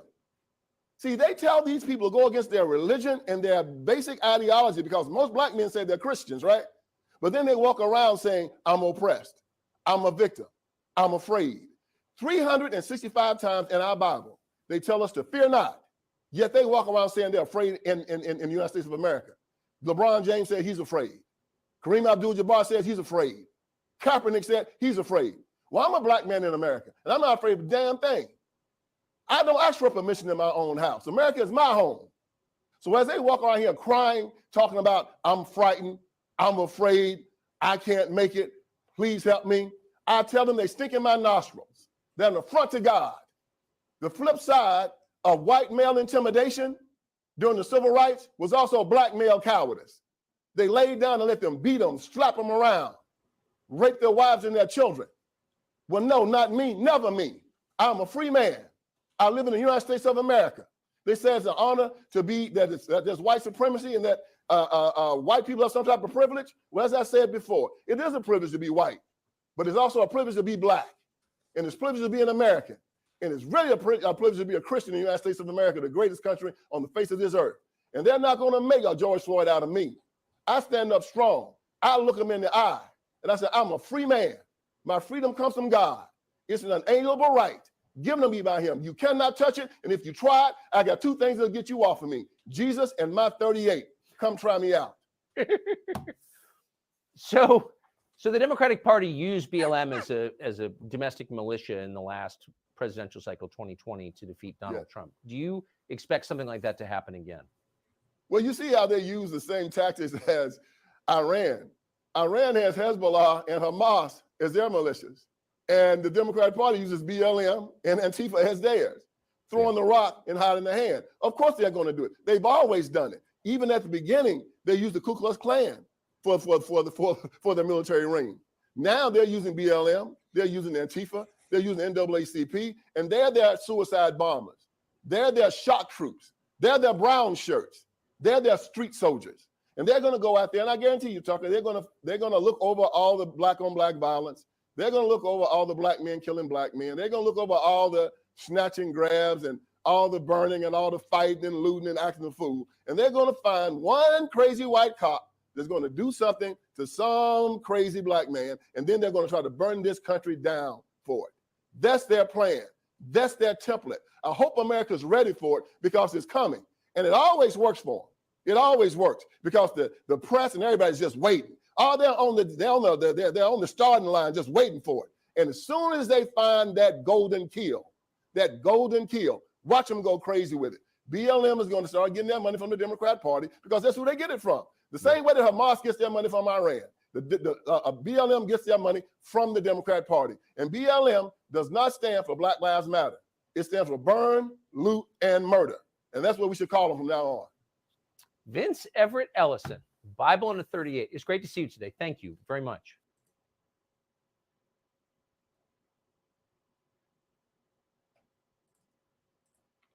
Powerful. Very powerful. Thoughtful, thought-provoking. You know, I love my country. I love the United States. Not a fan of the current government. Not a fan of Trudeau, as you know. But man, I love my country. I love what it was. Not happy about where it's been taken over the last 8 years, longer. But I love my country. So many people these days don't have a positive thing to say about it. But it's still a pretty darn good place because we've got so many darn good people in it. I'm so tired of people trying to tear it down, destroy it. Well, they say they want to save it. We're going to save the country, they say. We're going to take it back. Really? Seems like a lot of the people who want to take it back are the ones calling for a revolution. A revolution. Revolutions don't give you back what you once had. They give you something else. And some of the people calling for that revolution, I guarantee you, they don't even want to give you democracy. Because the people calling for the revolution these days, many of them are sitting there saying, in fact, just about all of them are saying that the system doesn't work, that your vote doesn't count. The system is broken. Might as well just give up. No point in participating at all. Total waste of time. Don't get involved in any of the political parties. You're just wasting your vote. You don't have a voice. Those people scare the pants off me. Because if you don't believe in the system, if you don't believe in voting, what the hell do you believe in? And if people are following people who don't believe in voting, what is it that we're going to get on the other side? Do you know who also didn't believe in voting? Adolf Hitler, Joseph Stalin, Mao, Che Guevara.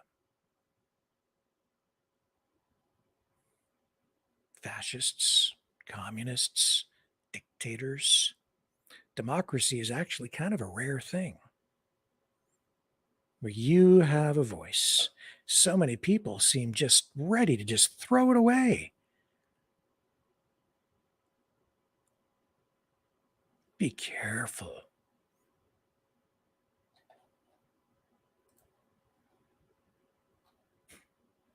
I want to save Canada. Yeah? So many people saying that. And then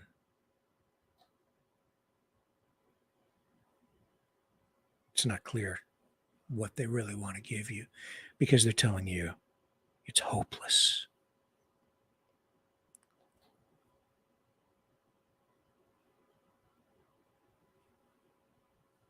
Just looking in the chat here. You know, that's why I I would not jump on the bandwagon painting Canada as a Nazi nation. When Yaroslav Hunka, that Nazi, was popped up there in Parliament. How convenient. How convenient.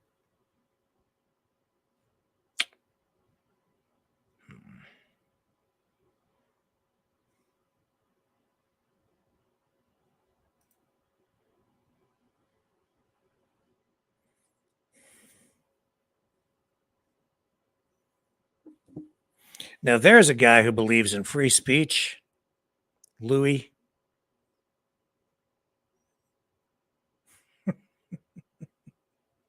Yeah, Rick, shut your stinking pie hole.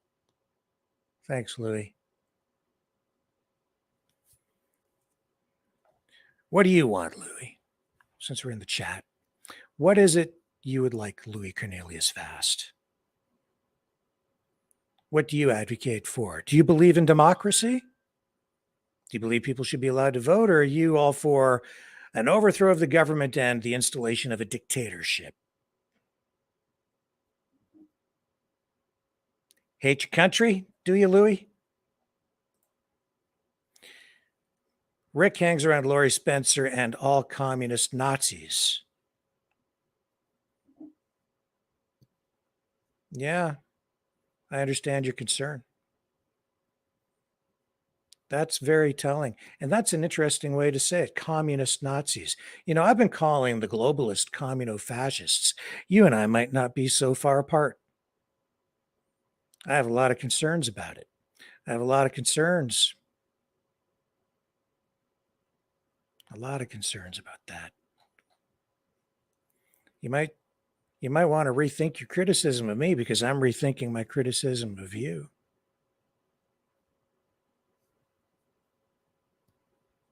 Because I don't agree with those people who want to tear the whole country down. I don't like communism, and I do not like fascism. I don't like Nazis any more than I like communists. I can get along with communists. Because I understand that no political system is pure, and there's compromise, and you have to live with other people who have different points of view, and you need to compromise in order to get along and make things work.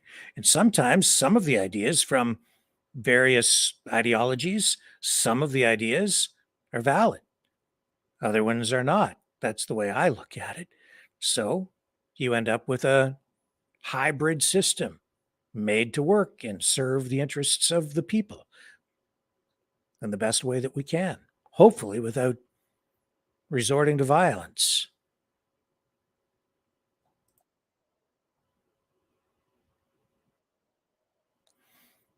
Why aren't we friends? I don't know if that's directed at me, Louis. I thought we were. I mean, you called me actually on the phone a few months ago, and we had a nice conversation. It went on for quite a while. Remember? I thought we were friends. Because you got banned, and then I unbanned it. Do you remember? Because you called and asked me to unban you, and I did. And I don't think it was me who banned you, but maybe I should have, maybe I shouldn't have. I don't know. Anyway, you're back in here.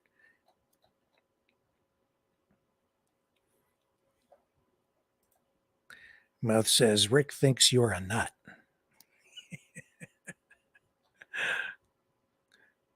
Did I ban you? You effing, I don't think I did. I think it was somebody else, but maybe I did. I'll take the blame for it. That's okay. It says you're still banned? Well, then why are you in the chat if you're banned? I don't know, man. Whatever. Point is, I still love my country, love Americans, love Canada. I just think that there are a lot of people right now who want to tear it all apart.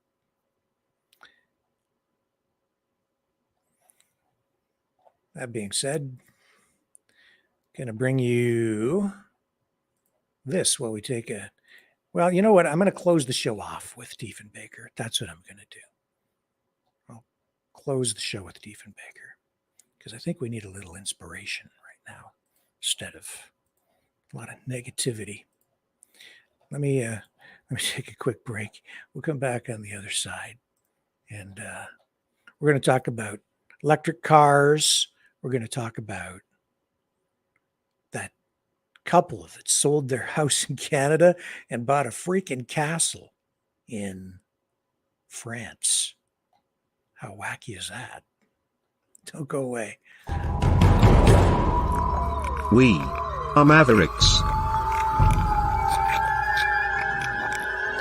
We say no to the Trudeau and Biden New World Order. And to bugs. Because bugs are creepy and gross. And people should not eat bugs. Maverick News. The world is watching. Hey, no! To bugs!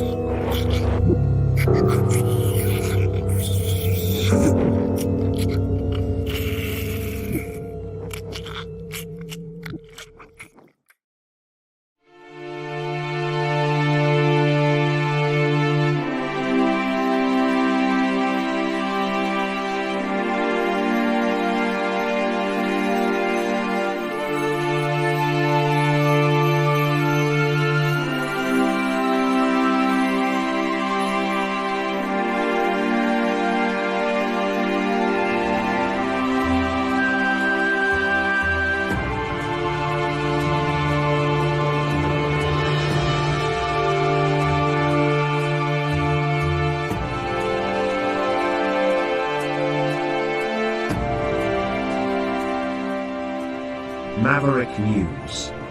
The world is watching.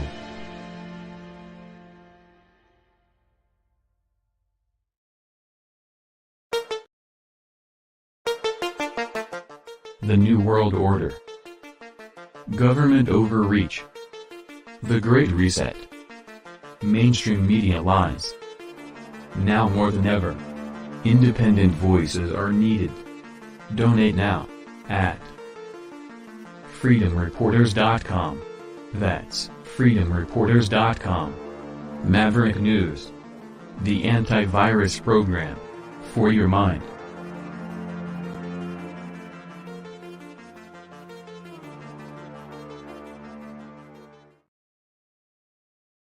Hello, here I am. I'm back.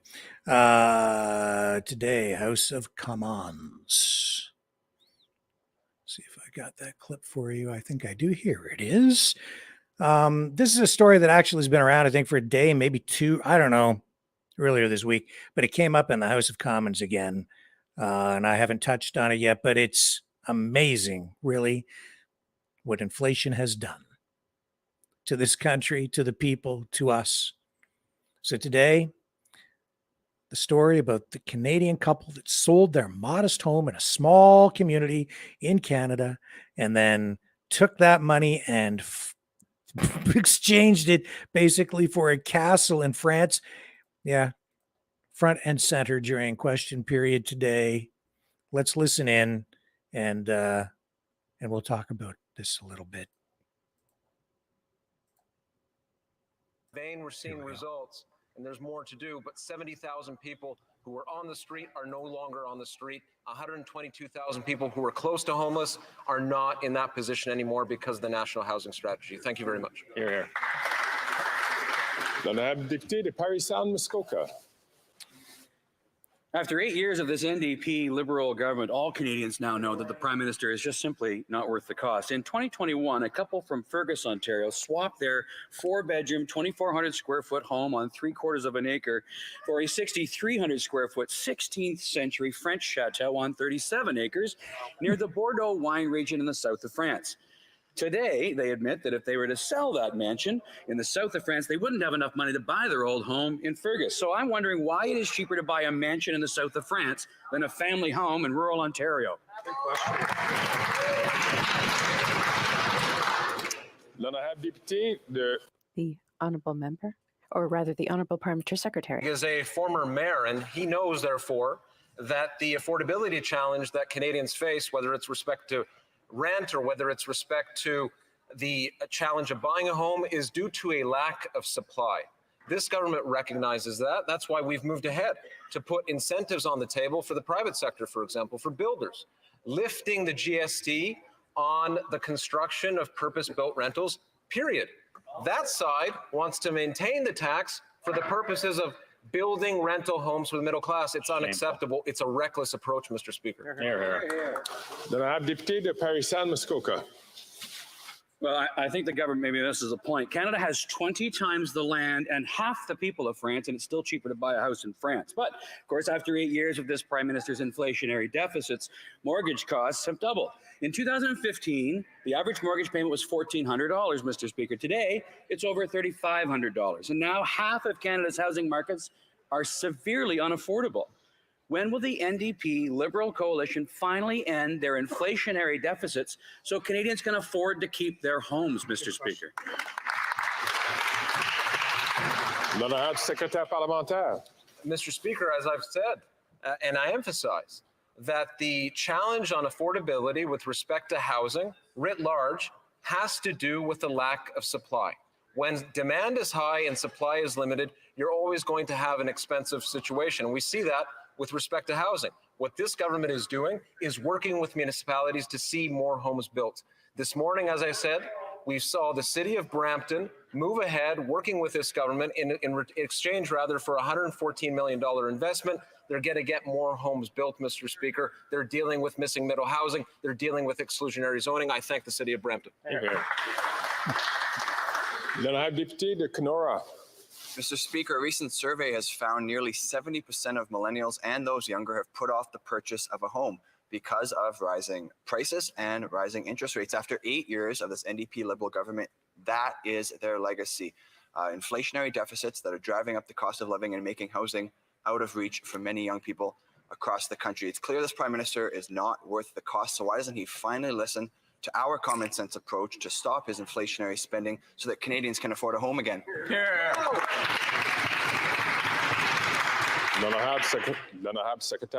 Honourable Parliamentary Secretary. Talks about young people, and I'll give him credit in his time during being a member of Parliament. He has put issues on the table with respect to youth, so he can support this government, or at least he should have, with respect to the tax-free savings account that this government put in place to help young people save for down payment. Up to $40,000 can be put into that account. Again, tax-free.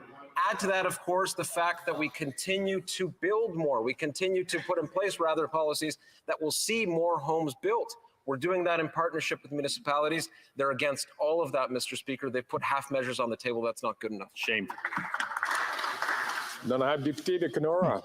Mr. Speaker, Canadians don't have the funds to put into a savings account because of the cost of living crisis this government has created. He mentions building homes.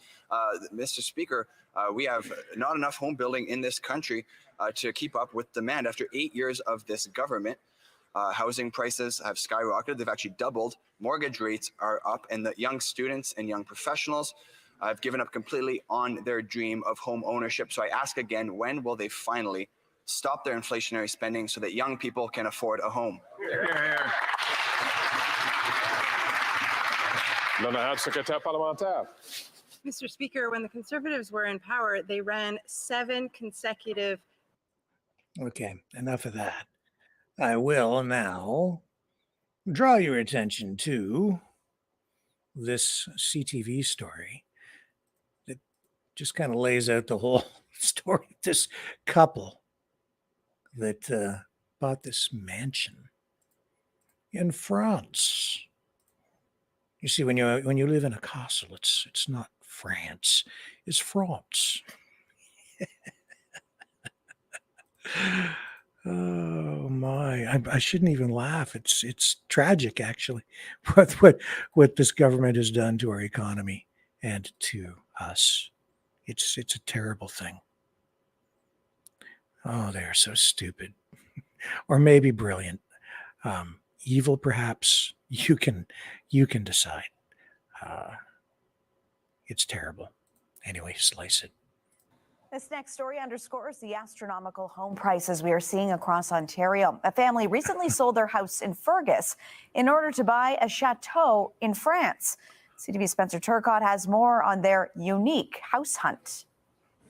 From Fergus to France, it's the fairy tale version of finding a home. Except for this couple, it's a reality. We have certainly made a big change. Yep. Stephen and Sarah Cole lived in a 4-bedroom home in the quaint southern Ontario town. You know, it was definitely a large home for 2 people, but, you know, we like to entertain. Little did they know their space for entertaining was about to grow exponentially.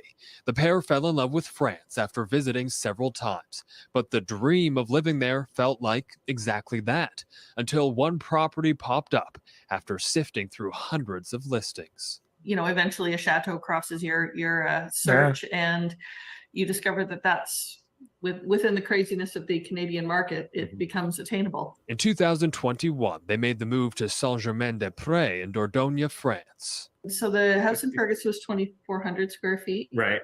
And this one's north of 6,300. All of it on 37 acres of land. Yeah, it takes me 6 hours to mow. So, how much does a castle like theirs cost? Unfortunately, we're not going to talk specific numbers, but it was enough that we could do pretty much a straight swap for the house in for the chateau. They're keeping it a royal secret, but there's no hiding how hard it would be to return to the Canadian housing market. Well, particularly where the market was at that time. If we sold the chateau now, we probably couldn't move back to Fergus. A sentiment echoed by realtor Sean Ramator.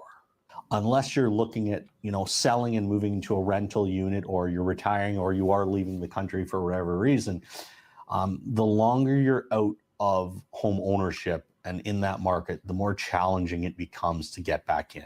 The couple have managed to make a business out of their manor too, called Manor and Maker. They welcome artists of many kinds to come together and use their space to create things. It's also used as an event space. Yeah, our social calendar's certainly been busier than it ever has been. So while they may be living like royalty, they're certainly working for it along the way. Spencer Turcott, CTV News. Great story. That's a great story. That story is in itself generating more news. It's creating public reaction, and then more reaction in the House of Commons, because it's just fueling all of that, right? All this talk about inflation, which is front and center as a main issue. Pierre Poilievre and the Conservatives scoring big on that issue. That's one of the things that's propelling him to new heights in the polls, and probably to the Prime Minister's office. Huge story.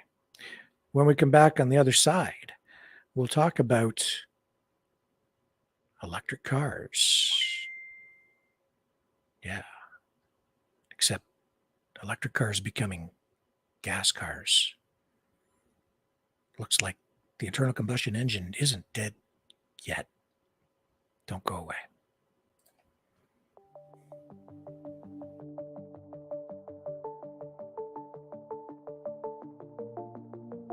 Greetings, brave Mavericks. Our quest for truth continues. We go beyond fake news. Together we expose propaganda. Together we pull others out of rabbit holes. We are maverick thinkers.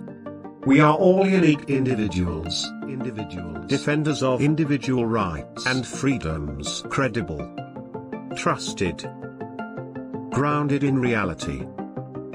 Maverick News, Maverick News.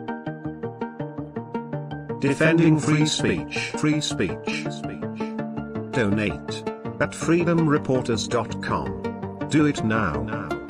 Tomorrow may be too late. Maverick News.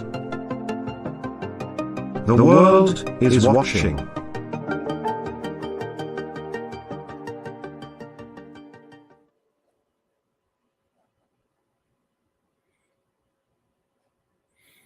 Where shall I begin with this story?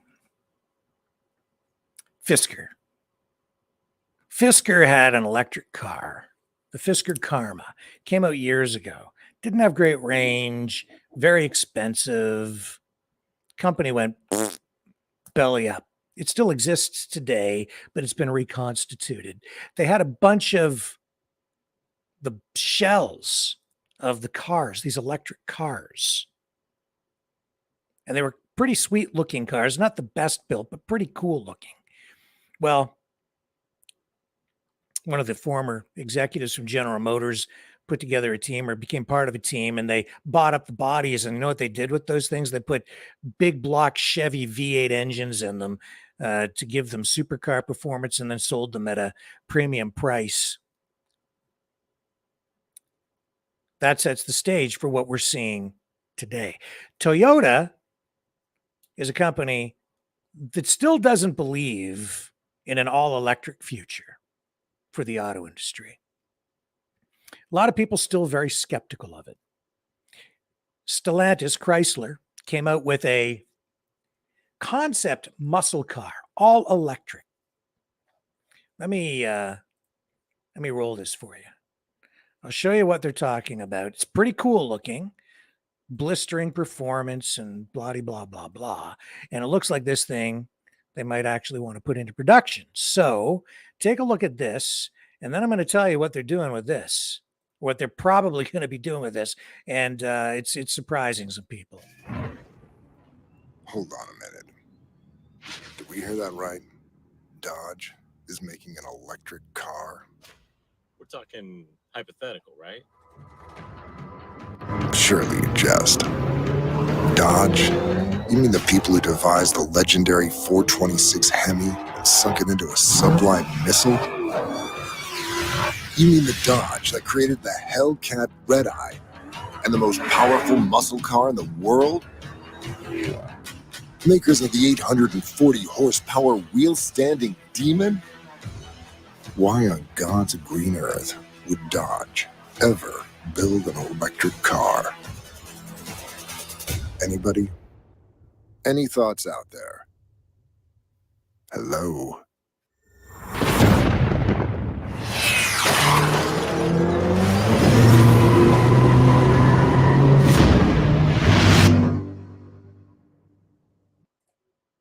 Because it's really fast. And because the government incentivizes them to do stuff like that. But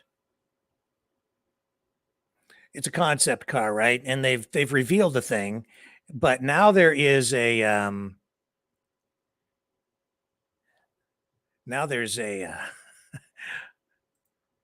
well, some leaked photos from the factory that have come out, and the leaked photos suggest that what they're going to do with this electric car is that they're going to produce it with still the option of getting an internal combustion engine, because they've put a transmission hump in it.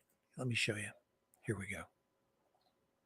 Okay, so this is the Dodge Charger Daytona SRT electric concept. It was revealed last year. And let me get that up big for you. I'm going to show you the spy shots of this car. Don't know who took these photos. They probably get in trouble if anybody finds out. But here it is. Secret pics. There it is. Now, you see, because these things have leaked out, now everybody's like, wait a minute. Why is that hump in the center if it's an electric car? Because in an electric car, you don't need that. Because, folks, they've put it in there, and now everybody in the automotive world is saying, oh, they're probably going to put a V8 in it. After all. So all this hype about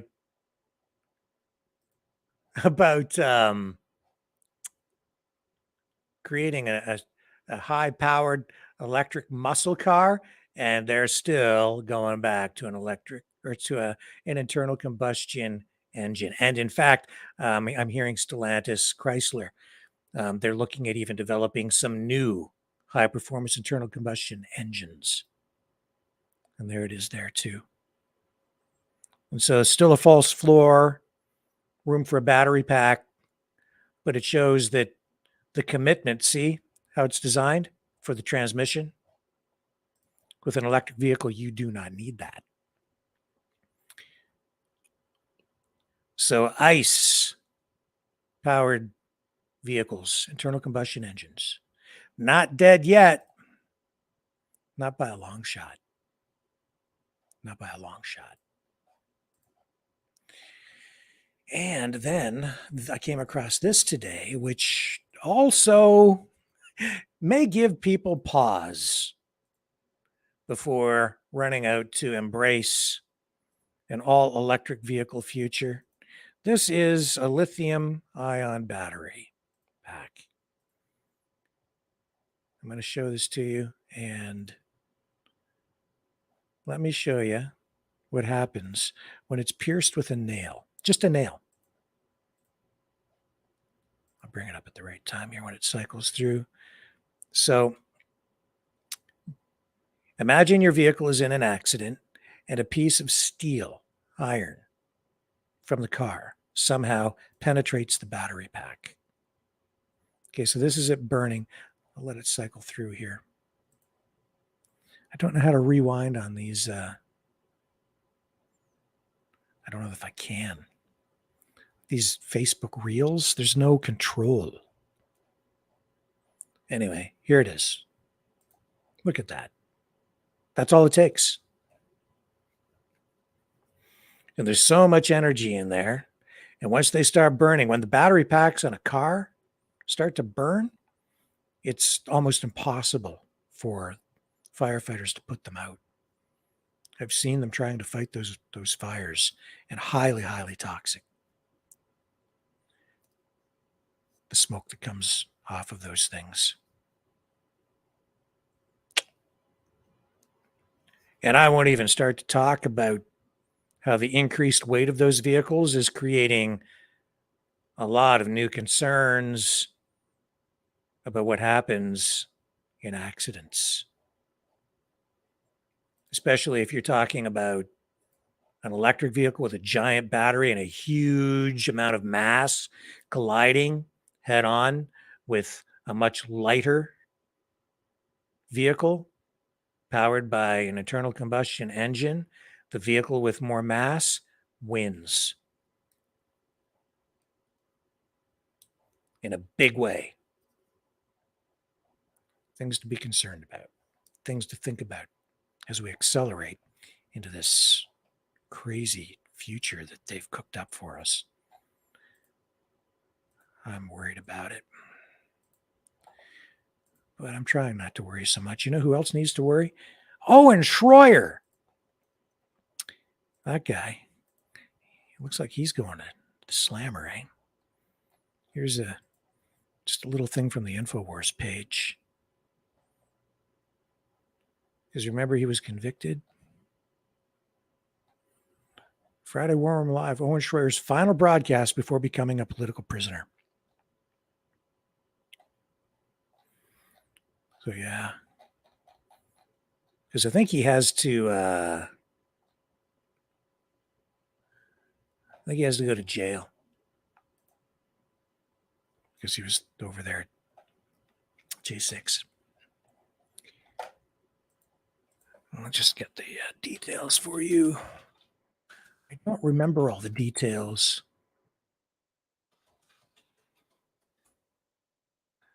He had 2 months in prison. He was sentenced to 2 months in prison for joining the riot at the U.S. Capitol. Because prosecutors said he helped create it by spewing violent rhetoric and spreading baseless claims of election fraud. That's what they asserted in court. So, yeah, he's off to the slammer. Isn't that nice? No. And then man, politics it's like I said, it's a blood sport. It's a blood sport.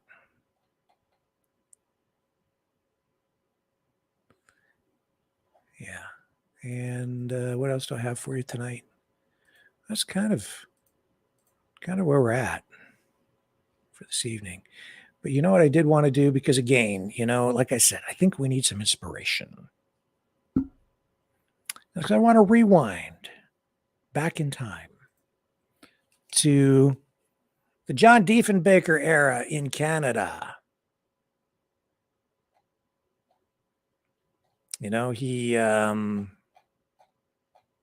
He served as prime minister back in the 1960s, 1963.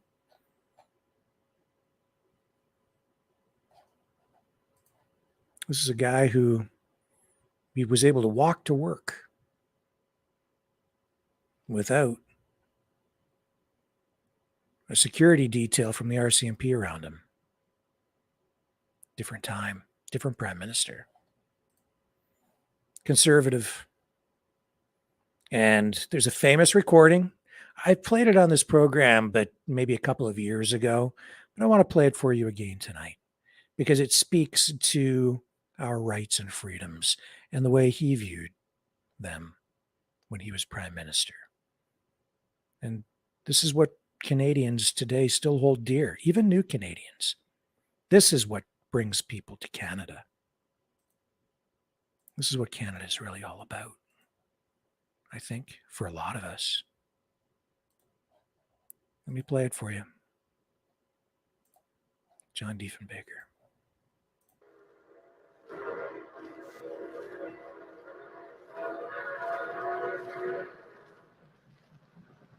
My creed as a Canadian is summed up in these words.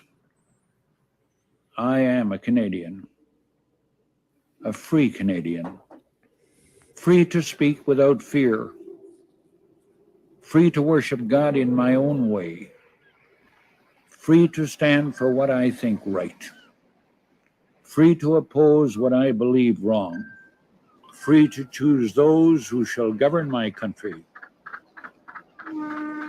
This heritage of freedom I pledge to uphold for myself and all mankind, for I am a Canadian.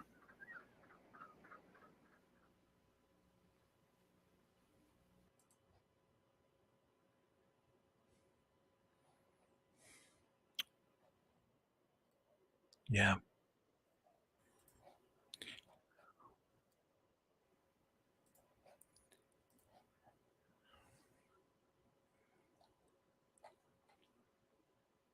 Don't give up on the country, man. Let's just vote. Get involved.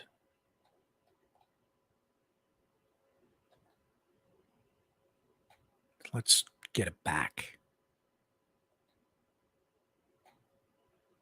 Don't go away.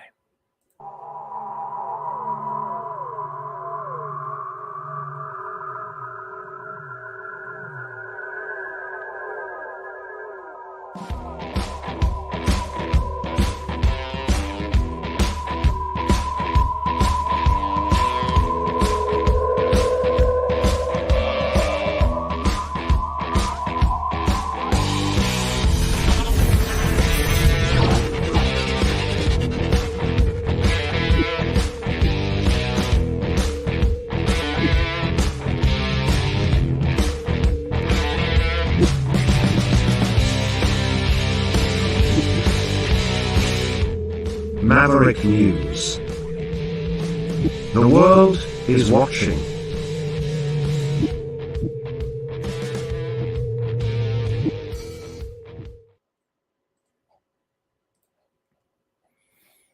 All right. Do I have any other stories to share with you this evening before we do our next thing? I think we've kind of covered all the bases. So, how about coming up in 8:13? Let's go to the phones, shall we? All right, let me just get this typed in here. We can talk about anything you guys want to talk about. It's Friday. Friday. What was the name of that girl who did that Friday song? Yeah. I can't remember.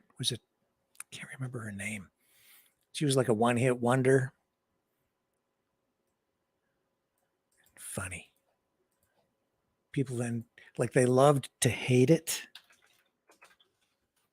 Can't play it for you. I'll look her name up here in a second. The Friday song. That was like the Bay City Rollers, too. Bay City Rollers. With their Saturday. SATUR.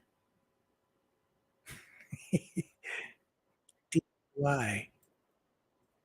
Night. Oh. SATUR. DAY. Night.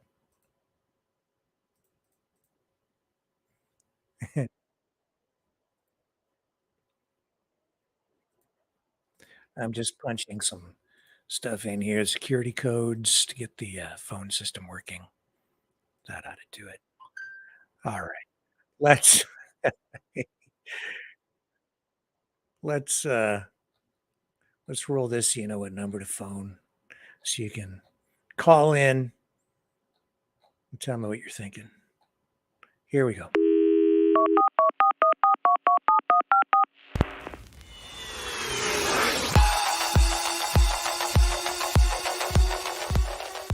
Join the conversation. Call 1-833-975-3733. That's 1-833-975. Free. Speak up. Speak out. Make your voice heard. Maverick News. Fighting for freedom by defending your right to free speech. Be a Maverick. Join us.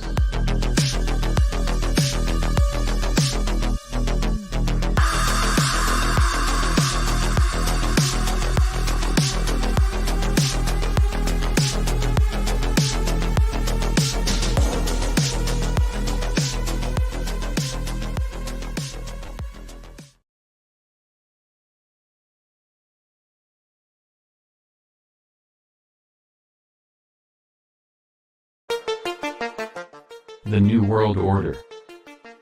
Government overreach. The Great Reset. Mainstream media lies. Now more than ever, independent voices are needed. Donate now at freedomreporters.com. That's freedomreporters.com. Maverick News. The antivirus program for your mind.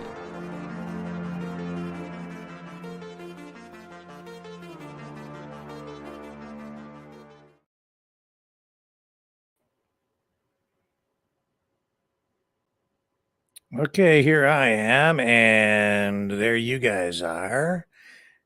And you can call in and join the conversation at 1-833-975-3733, 1-833-975-3733. Let's go to our first caller of the night. Who's on the line? Good evening, Sir Maverick. How are you? Well, I'm just fine. How are you tonight, Chris? I'm good. And obviously it didn't pick up again. It did not. I'm gonna have to change it to something. Yeah, I'm gonna have to change it to something totally different. That something maybe higher pitch that it picks up or something. I don't know. I don't know either. It's so Main thing is you're here and we're chatting, so that's good. Yeah. What's happening? You know, you're going not too much. So you were talking about the Bay City Rollers. Well, it's funny you brought them up because a couple of nights ago on YouTube, I was just scrolling through it and the Bay City Rollers came up, and I loved that group growing up in the 70s. Like I would like listen to them nonstop, right? Yeah. And that Saturday night SAT, that was so cool. But you know, I think every child in every generation has a song that drives their parents absolutely insane. Yeah. So back in the 50s, early 50s, there was a song called The Green Door.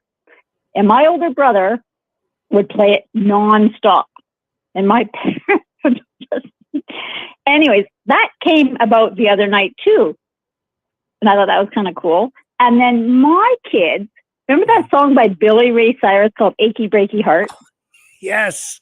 Oh, yeah.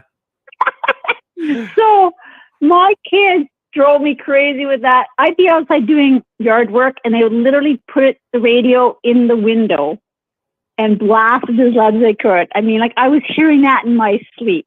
So it's funny how every generation of kids has something they're going to drive their parents crazy with, and we're going to remember it in the road. So yeah, I kind of thought that was cool. You brought that up tonight. I thought, that's something different to talk about, something positive. Yeah. Something fun. And I don't know why, but every once in a while, the Partridge Family and David Cassidy, they pop up in my feeds. Oh, right. Yeah. And is that right? yeah, maybe it's because, about a year ago, I did a search on David Cassidy. Don't recall why. I think I was because I was thinking of Danny Bonaducci. Yeah, he was an alcoholic and he died of complications from alcoholism. Very tragic. Okay, yeah, I remember the Brady Bunch, and the Partridge Family. I think I love you. Just all so those. What am I so afraid of? Yeah, that was cool. And you know what? My dad used to love the Archie Bunker. To this day, remember that? I mean, remember that? Oh my God! If he talked the way he did back then, oh my Lord! Yeah. But that was such a good show too. Like, it's kind of nice to go down memory lane once in a while and just get out of the real world for a while. It really is. Sometimes you just got to do that. You just got to sit back and go, let's go back.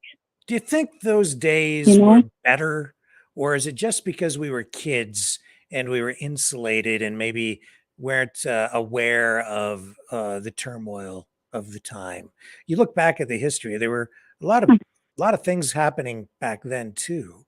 Is it just that maybe we're more aware now, or no? Well, remember back then we didn't have internet and all this stuff either. So, things didn't come fast to us. I mean, when I was growing up, I remember my parents getting their first colored TV set. And then we had that rotor, remember the dial and the big tower you had at the side of your house? Yeah. So then you had to turn that, and sometimes you'd get a station, and sometimes it would come in really clear and your parents would say, okay, just stand there and hold that. That's right. No. Right. Remember that? That's when everybody had towers were actually useful. Exactly. But no, you know what? I still think they were better times. Even there's lots of turmoil going on in the world, I still think it was better times. Even, I'm sure if my parents were still alive, I mean, you could ask your parents, what did they think of back in those times? My parents are both gone. I can't ask them, but, I just think it was better times. Life wasn't as stressful as it is today. I really honestly believe that the internet and cell phones and everything really did change the world. Yeah. Yeah. And it's so easy to fight online. And as you heard that someone last night, they're just going off like crazy. Well, what did that accomplish? I wonder. I don't know. But it was better times. And I'd give anything to go back to those times. I'd even be happy to go back to the late 70s, early 80s. Yeah. Maybe not quite as far back, but just to go back, if we could all have one more turn to go back to where a year that we want, a time that we want to be in, maybe that's what we need to do is go back in time, try to find things online that you remember listening to, you remember doing. I think it's a great stress reliever. I really do. I think music is always a great stress reliever. Yeah, and you can't do better than organ music for a hockey game. Oh, there you Oh, yeah, that's for sure. Yeah, you don't even, but kind of all, I didn't really call for anything in particular tonight. Well, except for those pictures I sent you. What did you think of them? Well, you're talking about the Starship Enterprise in Vulcan, Alberta. Yeah. Yeah, and the sausage and the big lamp. What did you think of all those? I didn't see those. I didn't understand what the heck you were talking about. I thought you were on some strange hallucinogenic drug or something when you were sending me that message. Like, yeah, I don't know. Like, what do you think of the sausage? What sausage? What sausage? You didn't get those pictures? No, I didn't. But you got the spaceship one. I did. I have that. I'll share it with people right now. This is okay. That's Vulcan, really odd. Alberta, right? So let me show people Vulcan, Alberta. And you replied, there's finally aliens do exist. That's right, finally. And I thought, what the hell are you? Finally, definitive and I'm thinking, proof. what the hell are you talking about? Definitive I sent proof. you a spaceship and you're talking to aliens. There it is. This is Vulcan, Alberta. Finally, we have definitive proof of aliens. I've been waiting and waiting, and now we finally have it. Yeah. But you didn't get the giant sausage or the giant lamp. I don't know what the heck you're talking about. What are you talking okay, about? I will. Well, sausage, okay, so I sent you that. So I was sending you things about different landmarks from that lady that called you that time from Saskatchewan. Yeah. So I was trying to show you kind of out here in Alberta. So I sent you 3 attachments. Well, obviously you've only got the last one of the spaceship. Yeah. Because I had sent you 2 more of 2 different towns. Okay. One has a giant lamp and one has a giant sausage. Okay. Do you know what the name of the town is that has the giant sausage? Yeah, it's called Mondare. Mundare. Mondare, Alberta. And, giant sausage. Yeah. Let's take a look. Here we go. Oh my goodness. That is a giant sausage, isn't it? Holy Mondare. And you know why that's there? Because it's a Ukraine town, but they also make sausages. That is a very popular company that makes sausages, and actually their sausages are now getting out distributed into the bigger stores. Okay. Okay. So that's kind of okay. And then the other one was in Donalda, Donalda, Alberta, and it's a giant lamp. Giant lamp. Like a lantern, yeah, a giant. Okay, so that is massive, and and at night it comes on, it lights up the whole town. Sort of like a big, and it's massive. It's supposed to be like a lantern lamp, like a kerosene type lamp. Of course, it's electric, right? Right. Now, in Donalda, they have a museum there that strictly has all old lantern lamps from way back. It's incredible. Yeah. So we do have stuff out there. So that's what I was trying to say. And that's what I was talking about. I wasn't on drugs. I don't do drugs. This is what Canada is all about, right? There you go. Yeah, the Ukrainian community, they're all about the sausages. And in Donalda, it's all about the lamp. And in Vulcan, it's all about the aliens. Yeah, and if you actually go into Vulcan, you go into the restaurants, sometimes they'll even dress up like some of the Star Wars theme in some of the restaurants. They used to. I don't know if they Star Trek. I don't know if they I don't know if they still do, but they used to. But I think in the summer more so, because that's when you get your most tourists going through, right? So they try to make it. Has but the Star Trek, every has anybody from the Star Trek cast visited Vulcan? Yes, I believe William Shatner did, and I believe Leonard Nimoy did. Right here it says, after a private tour, I'm looking it up on Google. After a private tour of Vulcan's Trek-inspired tourist center, Nimoy joined the high school band, as well as the town council dressed in Star Trek uniforms in a parade through Vulcan's downtown. Nimoy unveiled a bronze bust of Spock, Nimoy's character in the Star Trek series, which was commissioned by the town. Here's a picture, and I don't know. There's got to be a photo of Nimoy in Vulcan. I'm sure there is somewhere. I don't know. There are a lot of pictures online, but Vulcan, Alberta. Yeah, which is in the southern. There he is. The southern part. This is beautiful. Okay, let me bring this up. There you This go. is exactly. See, so I'm not making things up. No, of course not. I've heard of Vulcan, Alberta. I kind of forgot that he had done that. Okay, so here's Leonard Nimoy, Spock. Of course, he passed away a few years ago. But there he went to Vulcan, doing the Live Long and Prosper Vulcan hand sign there in Vulcan, Alberta. And there's some people standing in front of the Enterprise. And there's Nimoy. Oh, yeah. That's cool. Which do you like better, Star Wars or Star Trek?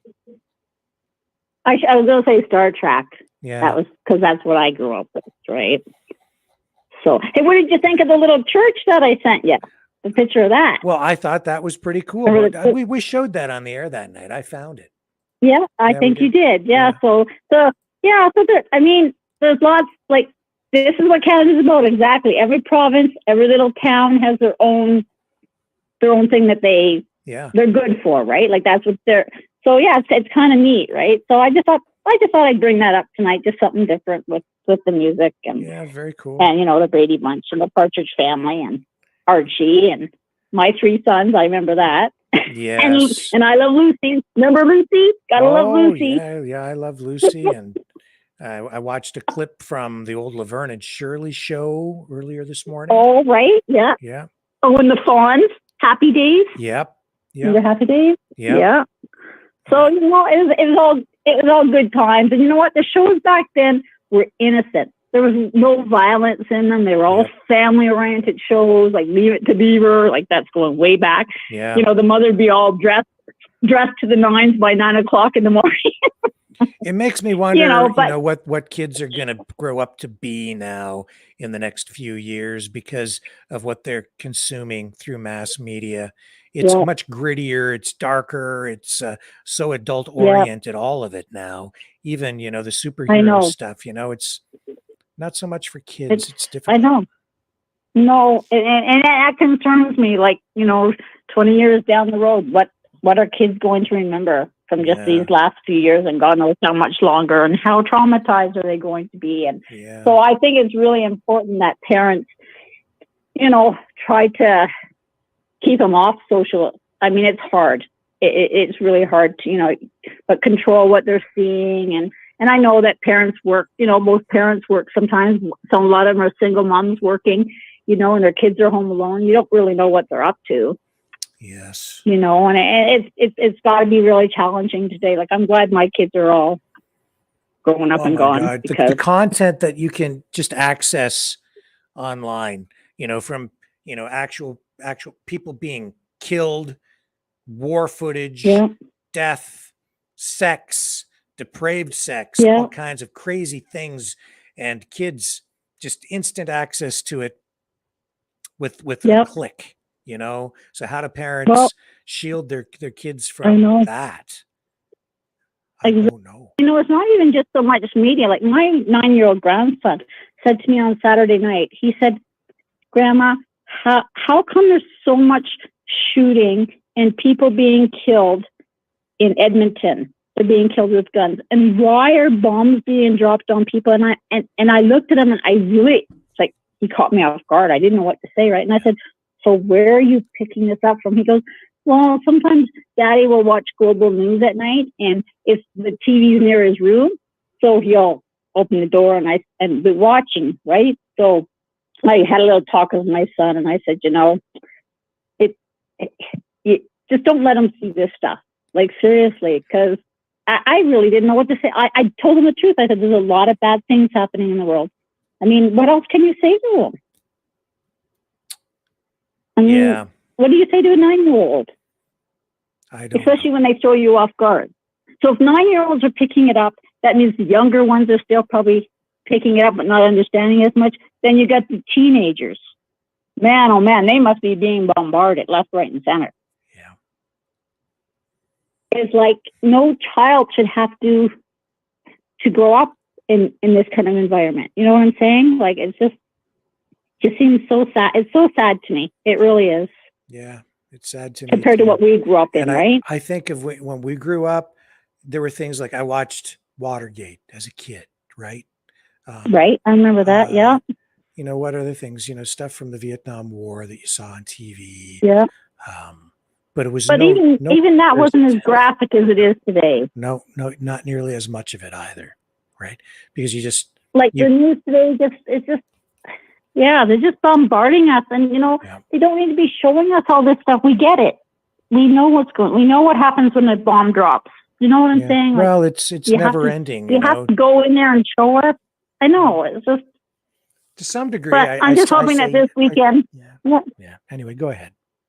Go ahead. No, I was just going to say, I hope this weekend, like you say, at that Million Man March, I guess it is continuing in a lot of places, from what I'm hearing. And you are going to be getting the Palestinians and the Israels. Well, not so much Israel, but I'm noticing a lot the Palestinians are really standing up all over. You're going to get that mixture. And if anybody's going out, please just be careful. Just be careful of your surroundings, because, oh my God, you know what I'm saying? Or spend time with your kids and go do something while the weather's still nice instead, maybe. Yeah.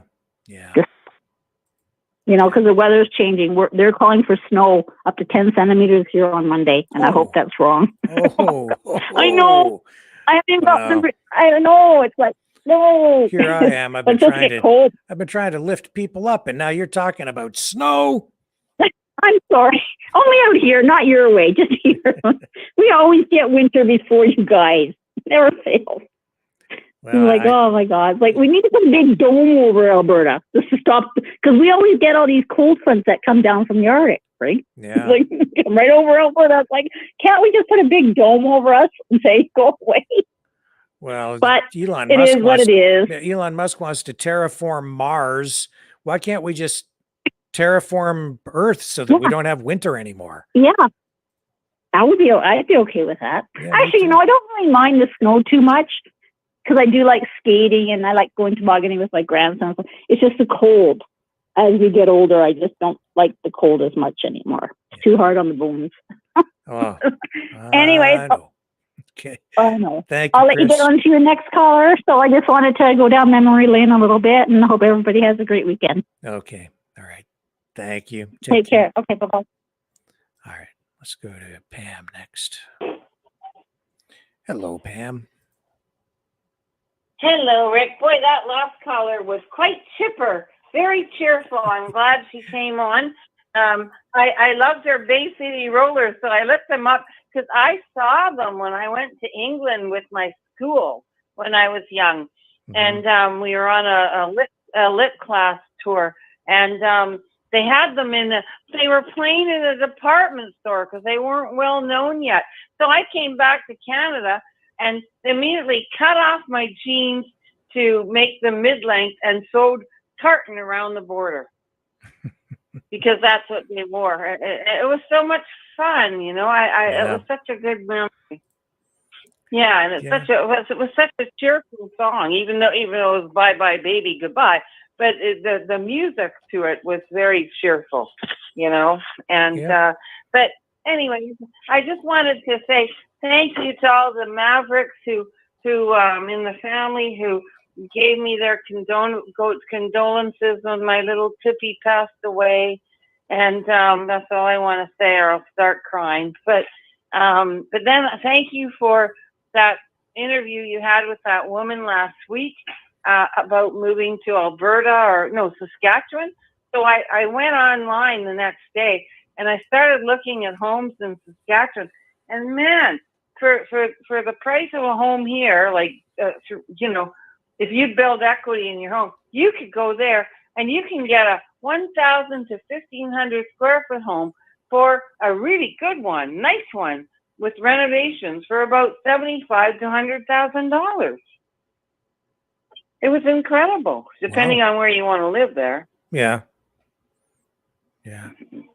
And so I'm actually considering that, unless I win the lotto, and I'd love to buy a castle. And then I was joking around with everyone tonight in the chat, because if I bought a castle, we'd have to make Lord Leo master of the turrets and defense system. And and other people were out their back and said, I'll be the blacksmith. and I'll be the one who looks after the animals. It was quite a lot of fun. So it's just that little bit of hope that something is going to bring us out of this dark period. You know, I hope, I pray that we move on. But you know, yesterday, or when you showed that Biden hugging Netanyahu, I mean, you know, how many people trust Biden? And now how many people trust Netanyahu because they hug? You know, that's kind of like, I mean, it kind of struck me as odd that they would hug. Yeah, it just did. Just a mood point, but you know, it's really hard to decipher what's really going on in the world of truth, right? These days it is. Yes. Yeah. But I won't keep you long because you probably got other callers. But I do have to move on, but thank you, Pam. I just wanted to say thank you for bringing a cheery show on tonight, because I with a bit of news, but you know, the cheer was really good to hear. Love that castle story though.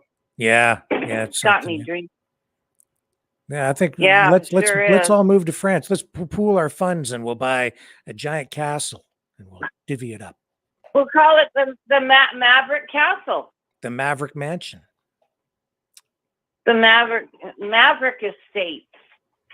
Okay. Because we'll have different little mini estates for everyone, and it's sort of like what they did with the old Weir Castle, Weir Castle, WIER, in Scotland, and some developer bought it up and sold off 1 foot of land for like, I don't know, $200 and a foot or something a few years ago, and so people bought several feet so they could put their tents up there. Well, but we could just make it exclusive to Maverick family members and give and have appointments where everybody does has a certain task that they love to do that they're good at. Well, we bet I'm going to move on to John, and maybe he'll have some thoughts on that. Thank you, Pam. You have a great All right, night. dear. Take care. Bye bye. Okay, here's John. Here's the man. Rick, you're into bubblegum music, eh? Oh yeah, man, in a huge way. It's the opposite of rap. The 60s. Yeah. Come on, get hip. And the 70s too, John. The 70s, disco. That's the way. I like it. I got this song stuck in my head 3 days now. I keep singing it in my head. Three days. Sing it for us. What is it? You guys should listen to it. It's about life. Chris Cornell, Be Yourself. There you go, Rick. Chris Cornell. Okay. You ever heard Chris Cornell? I don't think so. No. Nah. Too Hmm. old, eh? I'm too I'm old, I'm but old. you gotta open up. Anyhow, Chris Cornell, Be Yourself. It's stuck in my head 3 days in a row now. Well, sing it for I us. don't know what, I haven't heard it. Lay it on us. oh, I can't. I'm not a singer, man. It doesn't matter. Just Just listen one, to yourself. just a little, just a teeny snippet. Come on. I fall to pieces. I think you gotta be yourself. Yeah. Be yourself. I gotta bring the lyrics up. I listen to that song once in a while, and I heard it on the radio, and it's stuck in my head now for 3 days in a row. I don't know what it is, but it's brainwashing. They make it stick in your head. It's an They get a amazing good song. hook, right? And it just sticks in Oh, your, it's an amazing song. brain, and you can't Like, get it out. Really it's talent, and all the musicians are all talented. It's too bad he died. Yeah. He was a great great. Everywhere I go, all these musicians are all still honoring him. Guy was good. He was good guy. Watching the news today, the Pentagon, since April, 800 UFO spottings, 800 calls on UFOs. Wow. 800 since April. People are seeing them, but I don't know. I keep looking up. I can't see Yeah, the any. more we talk about it, the more they see them. But anyway, listen, John, No, I'm getting a message coming in. I'm not sure if this is super important or not, but I think we're going to move on because somebody's telling me that this next person is in line and I'm getting notifications. So it might be important. Sure. I don't know, but thank you. Go ahead. Have a good weekend. Thank you. Oh, by the way, John, I got your, okay, he hung up, but I got your mail and the picture of the Firebird, which I believe is a 67, which is not what I had. It was the one in the picture is way nicer than the one I had when I was young. Mine was not the nicest. It was a old used Firebird. Who do we have on the line now? Is this Charlotte? Yes, it is. Well, hello. Can you hear me? I can. Hello. Okay, I have a story, and it's not a great story. It's kind of sad. It's it's about masking.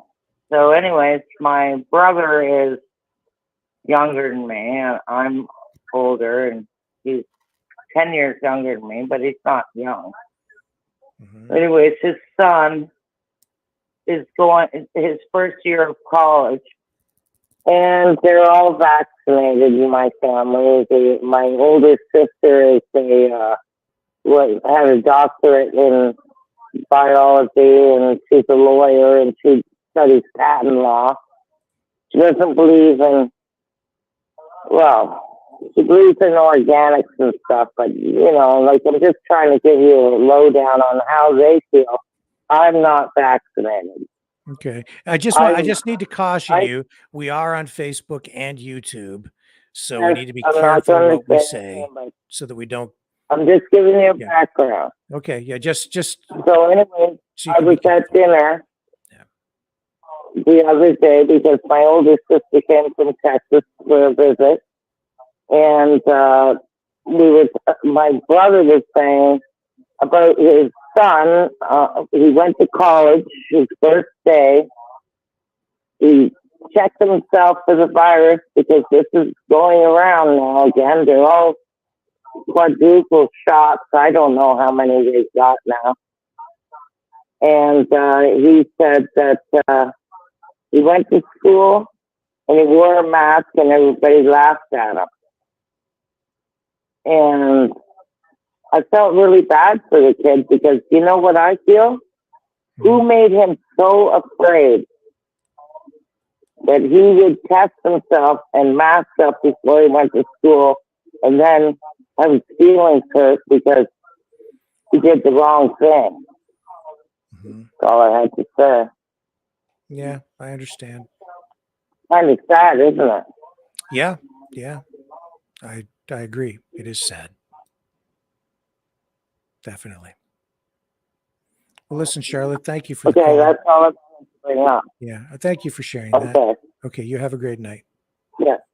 Okay, we're going to move on to Bye-bye. Here he is, the man without a plan, the master of all disaster, the one and the only. You got it, baby. My lawyer called me today and she sang a song, Money, Money, Money, Money. And then I sang her one back, the rodeo song. Here in my truck, and I don't give a fuck because I'm off to the rodeo. So I got a court date set for the 8th and the 9th of November, pre-trial. Okay, and tell people what that's for. That's for, I don't even know. Really, I don't. They say it's for selling marijuana illegally after it was legalized. Okay. So I told my lawyer, she's not a trial lawyer. I said, what's the deal? Well, you didn't tell me to get a deal. Well, listen, before I give you another fucking $7,500 and it brings my legal bill up to $70,000 in cash I gave her. Okay. Just give me a deal. What are they going to do? Throw me in jail? I really don't give a fuck at this point. Really, I don't. You know, I could use some time away. You know, if it's 6 months house arrest, who gives a shit? I'm at home anyways. Or I'm at work, right? Yeah. So, you know, do I really want to keep throwing money into something that's, you know, you can't fight these cronies. I really related to what Rhonda had to say, and here's a song for Rhonda. Help me, Rhonda, help me, Rhonda. Remember that song? I do. Yes, Yeah, I do. well, I could relate when she says that the judges nowadays, right? They're the, you know, jury executioner. Okay, they're the whole fucking shebangies, man. It's sickening. You know, and I go to my lawyer. My lawyer secretary calls me and she says, "Yeah, I need $7,500 by next week." I said, "Wait, what's going on?" "Oh, you're going to trial." I'm going, "Fucking trial? I haven't even had election yet." She goes, "What do you mean?" I said, "Well, election means, do I want to go in front of a jury or do I want to go in front of a judge?" I said, "I haven't even had a pretrial yet. How are we going to trial without me even going to a pretrial? Are they doing pretrials and fucking elections without me? You got to stand there. It's called stand cause, okay? And you got to stand in front of a judge and elect a judge or a jury. Who do you want?" I've never seen anything like it in my life, right? So, you know, I'm to the point where really on the 8th or the 9th, what are you going to do? What's the deal on the table, right? I feel like Donald Trump. Yeah. Speaking of deals, the Sidney deal of the Powell, country. who was on Trump's legal team for a while, took a plea deal. She got, what was it? $6,000 fine and some probation. And I don't remember how long she's on probation. And then she has to testify and must tell the truth, is what they said when they passed sentence on her. And so the assumption here is that she may flip on Trump and provide testimony that could hurt him. And it looks like that's what they're trying to do with a lot of the people they laid charges against, is to apply pressure and then get them to testify against Trump when they get these plea deals. Right. And then, you know what, that should be illegal, you know, offering people deals and money and you name it, okay? And you see it in a lot of criminal cases where they'll put somebody in a witness protection program, all expense paid trip, okay? Even though the guy's killed 25 people, he's a fucking serial killer. We're going to, for instance, Sammy Grovano, Sammy the Bull, the rat, okay? And he was a fucking assassin for the mob. Yeah. But they didn't care. They ended up getting, I think, 5 years in jail, which is which is a kiss, okay? But he's killed 20 people in the process. But his testimony meant so much to Rudy, eat your snot, Giuliani. Okay, let's get John Gotti, right? And this is what they do, right? You know, at that point, are you really credible? You killed 20 people. Yeah. Right. That's what they're going to try and do with Donald Trump. That's what they're going to try and do with me too, because they subpoenaed a bunch of people, right? And some of them I just didn't trust before, and I don't trust them now, right? So I think it might just be easier for me to go in and say, "Fuck you! I plead guilty. Fuck off out the door. What do you want to do with me? You want to give me free food, free clothing, free rent? No problem. Okay, I'm all ready. I'm jacked. I'm stacked." So if I go silent for Maverick, folks, you know I'm in the clink. You can write to me at Corrections Canada. Throw my name down on there. You know, send me some letters and some money for stamps, because I'll send you letters back. How's that sound? Well, I hope it doesn't come to that, my friend. I hope it doesn't come to that. Me either, because, you know, a few people reached out to me in the last few days. Leo, you know what? You're doing the right thing, okay? You know, you're giving marijuana away to feed the hungry. I said, yeah, just imagine if they would have let it go. Okay, there'd be no hunger in my city, because people wouldn't be going to the stores and buying pot when you know, for a canned good donation, you got a joint, whatever, right? And you know, it was working really good. So I come to believe that it really is unlawful to feed the wildlife, and their wildlife, meaning the homeless, or even trying to help them out. Because if you're not an NGO or some kind of charity or government fucking organization, okay, they don't even want you involved. Well, how are you going to do your thing where you're supposed to be living on the street for a week if you're well, that's the thing. Now that just screws everything right up for my my little homeless ordeal, right? Yeah, your charity thing. Because I wasn't expecting it the other day, right? And so you'll see about it in probably mainstream media. It's they all want to see what happens to me down here, right? So, but which is really weird because Fun Guys is open again. Okay, and they reopened. Really? They got shut down. Oh yeah, they've been open. Fuck, this is what the 5th time they've been raided, and they're not closing, and they're not even touching them. Wow. So they've been open for a few months without being raided, right? So, which is, night and day. One thing's illegal and the other one's legal, but yet let's prosecute the one that's legal and leave the one that's illegal. We'll fucking let them ride. Go make your millions. Yeah, because they ain't doing shit for charity. What do they actually sell in Fun Guys? That's magic mushrooms, DMT, LSD, all the fun stuff. Shit, they'd give you back 20 years ago, 25 years ago, you would have got years in prison for a hit of LSD. Mm-hmm. Okay. And these guys are selling it, DMT, selling it all over it's like they're joking me. I'm not against mushrooms. I'm not against the LSD or any of it, really. But like I said, one thing's legal, the other one's not, right? So, who are they paying off? That's the question. Very interesting.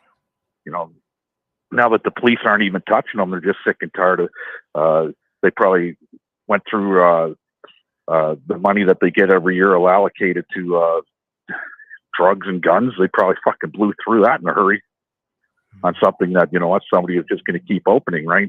Yeah. So, and a lot of people say, oh, you should just kept opening. Well, you know what? I just wanted to be done with it, really, in the bullshit.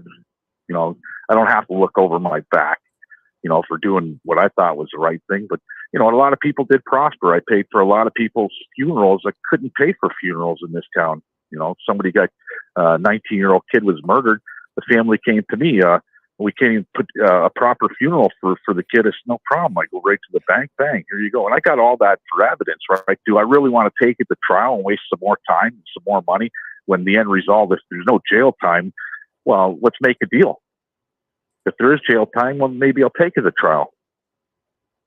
Take my chances, right? But if it's a fine, let's see how much. I don't want no $400,000 fine. That ain't fine. Oh, right. No. But yeah, the deal's a deal. I'll let you guys know exactly what's going on. Because if I do plead guilty this time around, who knows? Who knows? They do have a hard on, and they ain't sticking it in me. That's for sure. Yeah, it is what it is. Okay. So with that being said, so there goes my homelessness in November. Even though I'm in t-shirt right now outside. This is perfect time to be homeless if you're going to be homeless, right? But like I said, I got that courtship coming up, so it should be interesting.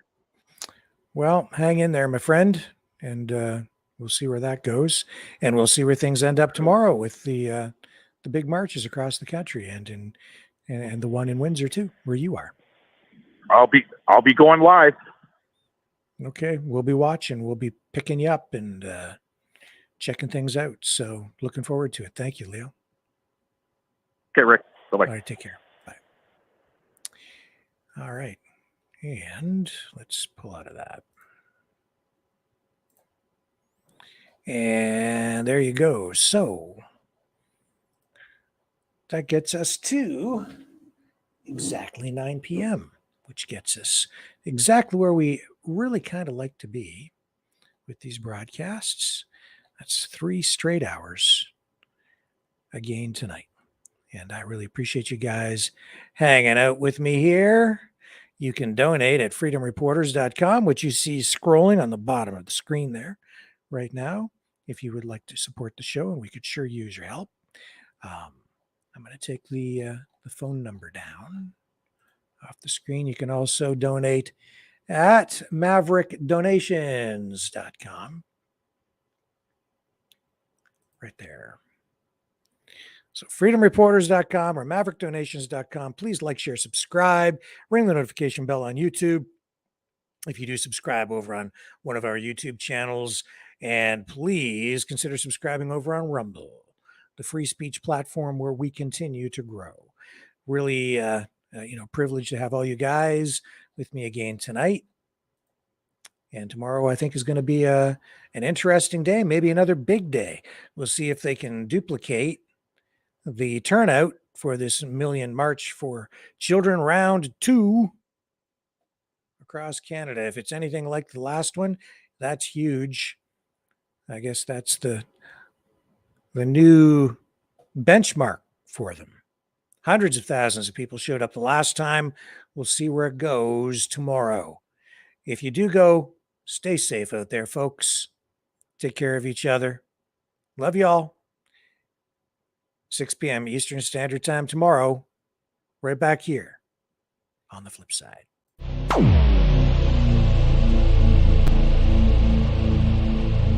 This has been a Maverick Multimedia production.